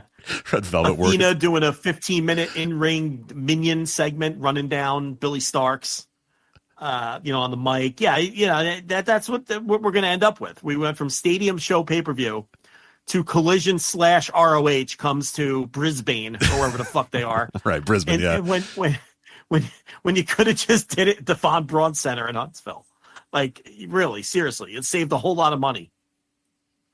It's just wild. But yeah, the fact that there's still just no clarity. There's just nothing. We don't know anything about anything. It's just okay. My God. AEW, man, they live to perplex.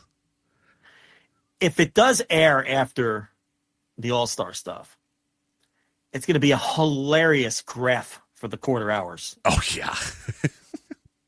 It's going to start with like 4 million. You're going to need a different kind of graph to plot the drop because it's also going to be the middle of the night. Right, because I'm saying it's going to be later. So yeah, you'll get people if it's a good dunk contest, which hopefully it is a good dunk contest. You'll get a decent amount of people. Although they haven't really done great ratings on those things lately. But yeah, you're right. It'll be like the 11 p.m. will be 3.7 million, and then by like midnight on the end of the show, there's like 180,000 people watching. Right. That's what the graph is going to look like. And God help whoever's in that quarter hour. Like it's not their fault, but they're going to get roasted. But it's not going to be their fault at all. Revolution's March 9th, by the way. We're told in the chat room. So they actually have an extra week then instead. I did say 9th originally, and you made me change my answer. I apologize. Oh my God! I just looked at the announcement for. I'm on the Wikipedia for Revolution just to make sure what the date was. Matches. Yeah. Number 1. Big Boom AJ versus TBA. Is that really what? I don't remember that. They have something. They have that scheduled again. I guess. Where it's in LA, right? Yeah. Oh, it looks like Big Boom AJ. Let's see here. We're not done with this. We're really not done with this. Yeah, AJ says we're looking at talking to the AEW team, but it looks like I'll be at Revolution in March. How much do you think he's bilking them? Like, what's Tony paying this guy to provide nothing? Joe, no, come on. At some point, the 5 million followers are going to start watching Dynamite. I don't even think TikTok exists anymore. No, it's good Does now. He even have a job? It's back. So okay. now they're 5 million. That was the problem. They were worried about it, but now they're back. Yeah. So they'll be okay. So now they'll start watching Dynamite at some point. It hasn't been last week. Sure. It wasn't last week. It wasn't this week. It hasn't been any of the other 10 or so weeks since Big Boom AJ first appeared. But it's coming. Those 5 million people one of these days are going to say, while I love this man's chicken bake content, I also want to watch the professional wrestling show that he is sometimes aligned with. And when they do that in mass, the egg's going to be on your face, sir. Your face is going to be red when those 5 million people start watching Dynamite every single week. Double chunk chocolate cookie. Every segment where they just come on and just say boom is just... Well, it's boom just so embarrassing. And that's me as a wrestling fan. Boom or doom. And fucking poor Ian Riccoboni's got to be in there with them, at Final Battle or whatever, and be like, all right, we're here with, you think they're going to bring the boom? Yeah, they're going to bring the boom. I'm like, what is this? What is this? Yeah, how much are you being paid? We didn't discuss it. Did they get any votes in Match of the Year? Big Boom? Did any pranksters stick it in there at number 10? I didn't think about that. I don't think anybody did, but let me double check. You're right. Was anybody? You would have thought. Because at the time, oh my God, the night after, it was like, that's one of the best matches of the year. Yeah. Allegedly, it was the pinnacle of pro wrestling psychology. You would think that it would have got some Match of the Year votes, right? Let's see if Big Boom. No. Let me do AJ. No. I'll do QT Marshall, because no. Joe, no. Not a single vote. No, it didn't. There was and listen, I'm not naming names. Some of those people voted. 348 matches voted on, but Big Boom AJ and QT Marshall, not one of them. Some of the people who claimed that this was the pinnacle of pro wrestling psychology and a masterful performance in crowd manipulation voted on our poll, but none of them voted for this match, which they couldn't wait. It just got social media is such bullshit. People just trying to get themselves over. Yes. They're just trying to get themselves over. I'm going to be the guy that says it was great, and then people liked it ironically, and then everyone jumps in, and then everyone has to say no, actually, it was great psychology. But come on, it was the 2-star match that we told you it was. Enough. The 2-star match that would mean nothing for business. And by the way, it was a 2-star match. Nobody voted on it for Match of the Year, and it's meant 0 for business. 0. I feel like Dennis Green. Big Boom AJ is what we thought he was. You want to crown him? Crown him. We let him off the hook. What a great rant. It's so good.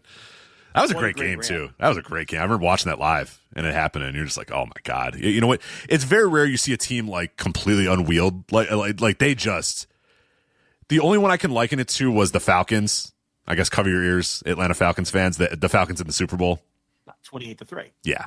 That's the closest that I can ever remember of a team. It's just like this team's going to lose. Like even when they were still up by like 20, you're like, they're losing. They're not going to win this game. It's just like they're going to lose. Because that Bears Cardinals game, it was like every minute you're like the momentum has totally swung in the Bears' favor. And no matter what the score is right now, I am positive the Bears are going to win this game. There's no, and that's how it was that like Brady went down the field like the first time, and you're like, fuck, dude, the Patriots are going to win this game. It's over. They're still down 21, but they're going to win this fucking game. There's no doubt about it. Your bones, you felt it. You knew it. That was brutal, though. I hated that game so much. The fucking Falcons blowing it. Goddamn Patriots. I know. Disgusting. Just put them away. Bury them. Yeah, I mean, it's prepare to be sickened next Sunday. I don't even know if I'm going to watch this. I have no. I like. Usually, I can find something to like about the Super Bowl. Yeah. And I'm like a 1 or 2 games a year type of guy these days. So usually I'm like, I'll watch the Super Bowl. But actually, I was home last Sunday, so I watched both of the games. I can't watch the Eagles and the fucking Chiefs. Are you kidding me? I mean, last year was the pinnacle of depths. If that doesn't make sense to me, because it was the 49ers and the Chiefs. Like, yeah, for you. But at least I was like, for me, it doesn't get any worse. Right. For me, I was like, I kind of like the 49ers. That'd be cool if they won or whatever. So I was okay with that because they had a little bit of an underdog story thing going, so I could buy into that a little bit. And you have no reason to hate the 49ers like I do. No, so it's like, zero. Yeah. And then the one year when it was the Bengals against the Rams. I'm sorry, I was rooting against your Rams, but at least I was like, hey, the Rams, they haven't won in a while, and the Bengals. I mean, that'll be a fun, someone gonna. But no outcome was going to bother you. Right. But you as a neutral observer, you want a Super Bowl where no outcome is going to bother you. Right. Or you really want one of the teams to like if Buffalo made it, I'd be like, hell yeah, good for the Bills. Hopefully finally the Bills can win a goddamn Super Bowl, but they didn't win. And then the fucking Chiefs won, and I'm just like, fuck me. I can't. I don't know if I could do this. And the Super Bowl is just kind of an annoying game too. Right? Yeah. I hate to be that guy. I hate to be that guy. Like, but it is an annoying. But it's not. It's an annoying game. It's long. It's annoying. The presentation. It's a very annoying game. Like you go to someone's house and there's a bunch of non-fans that are like, oh, I can't wait to see the commercials, and I'm like, fuck this, god damn it. You know what I mean? Like you got to be there with commercial people. I can't wait to see the commercials, and then they react to the commercials, and you're like, come on, I just want to watch football. It is an annoying game to watch. And the halftime takes fucking forever. Yeah. Who is it this year? Debbie Gibson? It is Debbie Gibson, indeed. You got it. You nailed it. It's I believe it's the New Orleans high school marching band or whatever it was. From Super Bowl I. Right. I believe they're coming back yet again. I dig it. That'd be fine by me.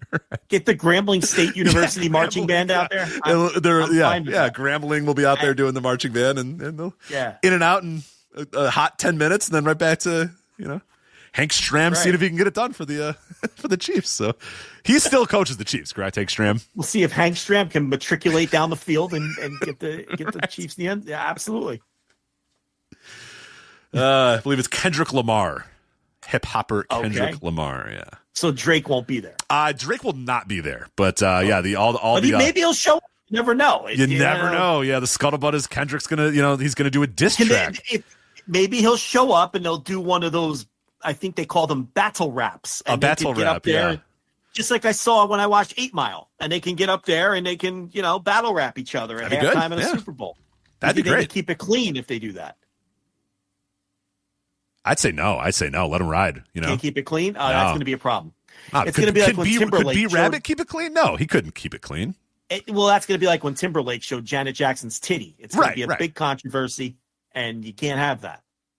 So, wardrobe malfunction. That was definitely not on purpose, Rich. No, they're very. Do they still deny that was on purpose? Are they still denying it? I mean, he ripped her titty cover off. He just ripped it off. It seemed very obvious. He made a face like, oopsie. Yeah. And she made this, she looked around and then covered it. Yeah, it was very weird. And then she was like, tee-hee. Come on. And had a pasty on it as well. Yeah. It's 20 years ago. They don't admit it still? Or I know, just say still not admitting it? Because what was supposed to happen? Right. If that wasn't what was supposed to happen. What was supposed to happen? Yeah, exactly. Tell us. Yeah, they never had an answer for that. That's true. Tell us, Timberlake, what was supposed to happen? So we get Kendrick Lamar and Debbie Gibson. Kendrick Lamar, Debbie Gibson, and the Grambling College marching band. See, we should book this. Is Debbie a hell of Gibson? a show. Let's see if Debbie Gibson's still alive. She can't be alive, right? Debbie Gibson? Oh, yeah, she's alive. She's good. Oh, she's good. She's good. Yeah. Yeah, she's still, Oh, wow. Yeah. Yeah, I would. Looking good for would. 54. Good for you, Debbie Gibson. Absolutely would. Wow. Without question. Absolutely. No question. Rich, with zero hesitation. Yeah, wow. Good for Debbie Gibson. Like, you don't have to ask me twice. No. Good for you. Debbie, listen, Deborah, the answer is yes. Remember when she wanted to get serious with her career and didn't want to be like a mall act anymore? And she's like, I'm Deborah Gibson. No, I was like one, so no, I don't actually remember that. But and then now she's back to Debbie because it's like, all right, that was stupid. I'm sorry. Now I want to do a nostalgia tour as Debbie Gibson. Right. I apologize for trying to think that I was Deborah Gibson. No, I'm back to being Debbie. Yeah. No. Yeah. Absolutely. Yeah. No question. Let's try Tiffany now. Remember Tiffany, her rival? Let's see. What was her full name? Because I don't even know how to look her up. Just Tiffany Musician or something. Tiffany Musician. Yeah, Tiffany Darwish is what you're looking for. Okay. I think I'm gonna pass on. It depends. I mean, I don't know which of these pictures are the most. Yeah, recent. There's a couple that I would say no to Tiffy time, and a couple I'd say okay to Tiffy time. There's a couple that are absolutely yes, but there's a couple that are a little questionable. I don't know what's going on with her. Okay, I'm gonna let's pass. leave her out of this. I'm gonna pass on Tiffy time. It's too risky. You don't know what's walking through that door. You know, you got to pass. Let's figure out more 80s pop those starlets. Were the two. Yeah, those were the two. Those were the two. Yeah, I can't. Yeah, they come into a mall near you to play, in the food court, and then let's see. As Jeremy points out in the chat room, the song, the Timberlake song, is literally "I'm gonna have you naked" by the end of the song, and then he ripped the titty cover off. Right, and then the titty comes out. Then we got titties flopping around on the fucking stage. My God. Yeah. Yes, can't believe what has happened. Plus the director all ready to shoot it and everything. Yeah. It was such a work. It's such a work. Bad work too. Yeah, just so bad. Yeah. Which Super Bowl was that? Like what was the I game? want to say, I think I remember that being the Carolina Panthers and the who was it? Carolina Panthers and because I remember that being like a great Super Bowl and being very upset. I wrote a article in the high school newspaper about how people weren't focusing on the game. I was like, there's all this publicity about this thing or whatever. Well, how'd you get around talking about the titty in the high school newspaper? I forget what I said, but I was like, the controversy around the halftime show or whatever. Yeah, I'm almost positive that was Patriots. Of course, it was the fucking Patriots and the Panthers. Remember Jake Delhomme, Steve Smith, those guys? Yeah. But not the Cam Newton Carolina. No. This is the Mushin Mohammed. Right. That era. Yeah. God. Yeah. Right, my peak right there. Let me see if that was Super Bowl 38. If this was the Janet Jackson one. Let's see, Janet. No, that was Beyonce. It was. Yeah. It was the Pepsi halftime show or whatever with but that was a great game, and I remember being like, it's overshadowing the game. It should be about the game. We should be talking about that 3rd and 6 blitz. Right. Of the blindside. Right. Yeah. Right. That's what you were. That was my big article. Yeah. But yeah. I don't think anybody. I think people were like, "Nah, the titty was kind of interesting, so we're talking about the titty." I'm all right, fine, that's fine. Yeah, that's fine. But fucking Patriots. Yeah, I can't. I might not do it. You know what I might do? I've done this the last couple of years. You go bowling during the Super Bowl because it's always on, and you can like watch it, but you can watch it with one eye, and you're like doing something else. You don't have to kind of sit down and focus on it. No one talks to you about it. It's just I don't know if I can do like the sit down with a bunch of people and watch it Super Bowl with this one. Especially we're going to have the Taylor Swift shit and the Kelsey brothers. I can't do the Kelseys. I think Travis Kelce is one of the most unlikable professional. I think he's one of the most unlikable pro athletes of my lifetime.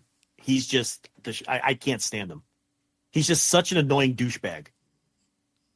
Like he's never done anything, but he's like just look at an him. annoying. No, just fucking look at him. Yeah, he's just an annoying douchebag.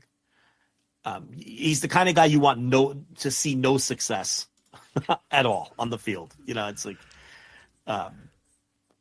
yeah, definitely not looking forward. They're just too ubiquitous too. Like I'll go to the store and I'm just like, every end cap has their fucking cereal, which is just the worst looking cereal ever. Have you seen that Kelsey mixed cereal? What are we doing with that cereal? They're just mixing up two different cereals into three. One. Yeah, it's Reese's. It's three. It's Reese's Puffs, Cinnamon Toast Crunch, and Lucky Charms. What the fuck are you doing? Yeah. Are you cinnamon? Are you chocolate? Or are you fruity? You can't be all three. Nobody wants all three. What are we doing? Yeah, that's insane. That's insane behavior. Gross. It's a thing. A 5-year-old does that, and they realize it's gross. Right, you do. I do that. I used to do that at Fuddruckers. I don't know if you guys had Fuddruckers in your day, but they had like a soda fountain, and you could just get whatever you wanted with a cup or whatever. And I'd always be like, "Oh, I'm gonna get like Sprite and cola and Dr." And then just be brown, and you drink it, and it was terrible. But as a kid, you're like, "Oh, it's like 8 different sodas in one." That's what this shit is. You can do Reese's and Cinnamon Toast Crunch if you want. Why are the Lucky Charms involved? What are we doing with the Lucky Charms? You want to do chocolate cinnamon? Okay, maybe. Peanut butter cinnamon, that's okay, whatever, fine. But what are the Lucky Charms doing in this thing? And I swear to God, the target by me, it's every end cap. Every other end cap is the Kelsey mix. I'm like, what are we doing here? They must not be selling. I imagine it's not selling very well. Yeah. I don't know if I can do it, but anyway. Well, you're going to do it. Yeah, I don't know. We'll see. They got oh, there's soup? The one Kelsey has soup too. I'm not a soup aisle guy. I don't get to the soup aisle very often. I'm told Jason Kelsey has a soup. Oh yeah, the chunky spicy chicken. It's some kind of chunky spicy chicken soup. You haven't seen the commercial where he's in his bathrobe laying on the bare rug? And I have. Is that what that is? That's a soup ad? Is it hot in here, or is it just the chunky? And then he shows off his hairy chest. Yeah, great. Yeah, I had that. Did you have that one and didn't it suck? It wasn't very good. I wouldn't buy it again. Like I finished the bowl, but yeah, it was like Nashville hot chicken. That's yeah. I don't need that in a soup. That doesn't work. That's not a soup. That's not a fucking soup. Come on, keep it simple. It doesn't work. Clam chowder, chicken and dumpling. Like, let's keep it simple here. Chicken noodle, chicken noodle, maybe. You just, I agree. You can't have Nashville hot soup. Let's not get Chikara with our soup. Let's not get too Chikara with the soup. You want to go split pea? It's fine. You can't have Nashville hot soup. You can't have it. Lobster bisque. Okay, I'm with you. We're in. But, right, these are soups. You know, beef barley. We could do a beef barley, but come on, man. Sure. Let's not get wild with this other stuff. Yeah, I agree. You can't, but I had to try it. You might not be aware of this, but, now Swift up in her little booth there. She's got the women's basketball player up there with her.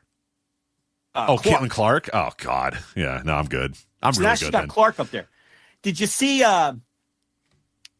Chris Russo went on the Dan Patrick show, and that came up. And Russo, obviously easily annoyed. Doesn't sound like a guy who enjoys that at all. What's Clark doing up there? All of a sudden she's a Chiefs fan. And Dan Patrick was like, no, I think she grew up a Chiefs fan. Like she's a Chiefs fan. So, Dog is like, come on, Dan, can she give me 8 good minutes on Otis Taylor and Bobby Bell? Come on, Dan. No, because she's 22 years old. So no. And then Patrick's like, probably not, Dog, but she probably knows Priest Holmes. Right. She knows Patrick Mahomes. She was like in high school when Patrick Mahomes was coming up. Like, and then Dog's like, fair.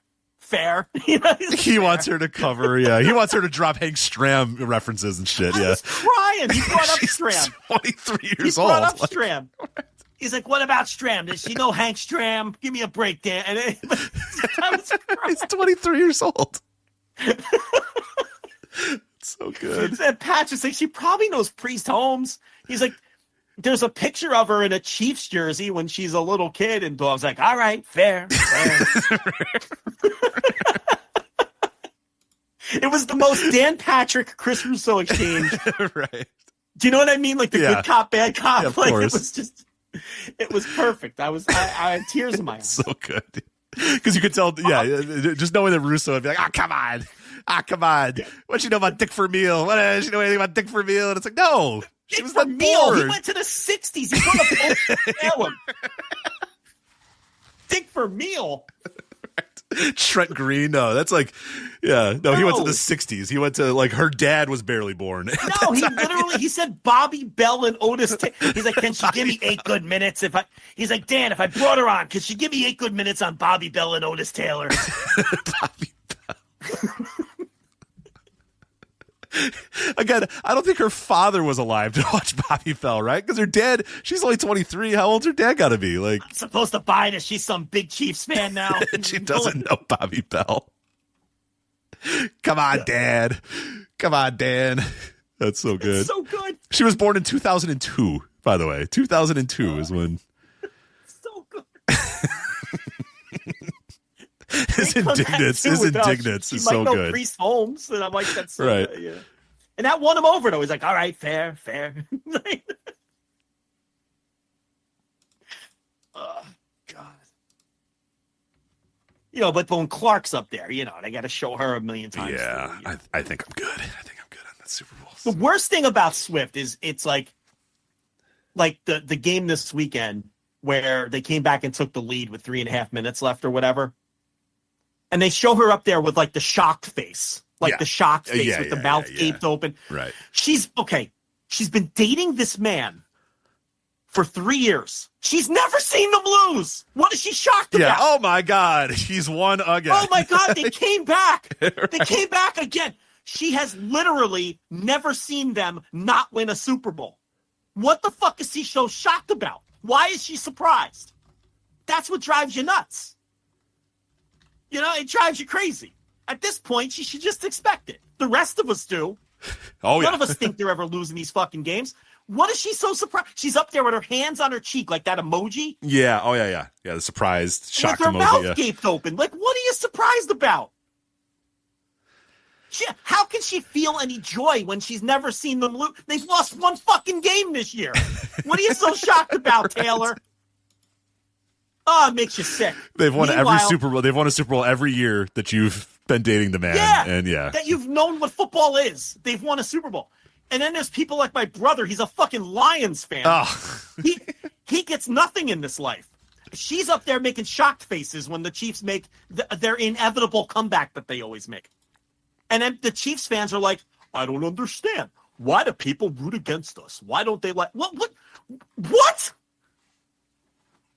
Is that obvious? Yeah, and your brother's seen your brother's seen one playoff win in his life. Yeah, I think they made. Yeah, it's got to be one or two, right?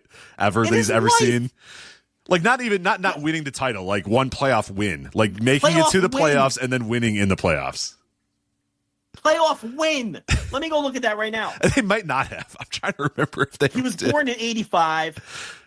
He was conscious of the Lions in at best 95. Okay. Right? Is that fair? That's fair. There was one year where they made it close. 92. I think 92 they made it close. Hold on. I'll pull it up right now. Yeah. So here's the Detroit Lion franchise history. He has seen 0 playoff wins in his life. No way. Really? Not one. What Correct. year did he say he's like a conscious fan? 1995, you said? You're thinking of that when they went to the NFC Championship in 91 and lost to the Cowboys. He wasn't watching that game. He was 6 years old. Okay, yeah. So his conscious as a fan is like 90s, mid-90s.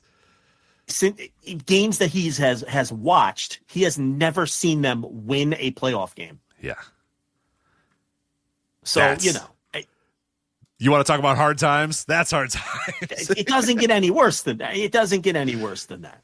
Oh, no, wait a minute. Duh. They won playoff games last year. They lost in the all right. So last year. But I mean, but before that, he certainly had a long road. Right. Before last year, he didn't see a single playoff victory. Last year, they won. They got to the conference title game and lost. Remember, they blew the lead to the 49ers because Campbell got stupid with the fourth downs. So he saw they beat the Buccaneers the week before. That's it. His entire adult life. Yeah, that's it. The only playoff win he's ever seen. Yeah. That's a guy who should be doing a shocked face if they come back in a playoff game. Not Taylor Swift, who has watched, 48... She's watched 50 NFL games in her life, and they've won 45 of them. Right, I mean, including two Super Bowls. What are you doing? Yeah, right. That's why people get annoyed. It's not hard to understand why people get annoyed. And Kelsey, and being annoying. And yeah, it's like, they can't understand why people, and they get every close call known to man. So people don't understand why these Chiefs fans can't understand how people have Chiefs fatigue. It seems pretty easy to me. I mean, why people have Chiefs fatigue. So just embrace being the villain. They're kind of unlikable bunch too. Like they're not. They're not very likable. They're just. It's hard to like Patrick Mahomes. He's just kind of. I mean, I don't dislike him, but he's hard to like. You know what I mean? It's hard to right. Him. Yeah. I dislike. He's not cool. There's nothing cool about him. He's just like. He's got his little Muppet voice too, so he's just like doing his insurance commercials with his Muppet voice and stuff. So it's tough. His fucking stupid Bruno Mars face that he has. He just. Right. Yeah, exactly. And then the Eagles. I mean, fuck the Eagles. I don't care about the Eagles either. So I'm not watching that stupid walrus-looking head coach. It's just, enough. Fumblerooski. I mean, enough. How many times we got to watch the commercial? We're just saying, I do like the chef's commercial. I do like that one. I will like the Snickers chef's commercial is pretty good. I'll enjoy that one. Yeah. And Nathan said a Seth Rollins voice. It's kind of. The what? Patrick Mahomes. It's more Muppety than Seth Rollins, but it. Yeah, no, he's not a. It's deeper. Not the Seth voice. It's deeper. He just sounds like a cornball. He just talks like a cornball. Yeah. Well, there you go. That's our preview for the Super Bowl. That's coming up in 2 weeks, and we could preview it next week. But I'm sure there'll be plenty of other stuff for us to talk about next week. But I believe that is it for us here on the Flagship. Again, a reminder, this Saturday, Instant Reaction Live for the Royal Rumble. Make sure you're subscribed to the $10 tier. Plenty of audio for you on the $5 tier as well at flagshippatreon.com. 3 Flagship Pluses this week. A tour of the territories coming your way tomorrow. The Match of the Year Top 10 analysis and early reveal is up. The Thursday Dynamite review is up. There is so much shit for you guys to consume right now over there at flagshippatreon.com. So make sure you are going over there and subscribing and listening to all the great content. But again, this Saturday, immediately following Royal Rumble, $10 tier, Instant Reaction Live. We'll see you guys then. And I think that's it for us. So for Joe, I'm Rich. We'll talk to you guys next time. Take care. Bye. My name is Tyler Fornes, and I am one of the co-hosts of the Good, the Bad, and the Hungy AEW podcast here on the Voice of Wrestling Podcasting Network. We take a broad scope approach to the world of All Elite Wrestling and the entire universe of Tony Khan. We talk about the big matches, the big stars, the promos, the storylines. And we also look at it from a big picture perspective. How are things going to change over the course of the next 10 years with AEW still in the picture? How are companies like WWE going to adapt and adjust to AEW? Are they going to be a similar way like they did with WCW in the late 1990s? Will there be a counterpunch? We talk about all of that and more on The Good, the Bad, and the Hungy every week on the Voice of Wrestling Network.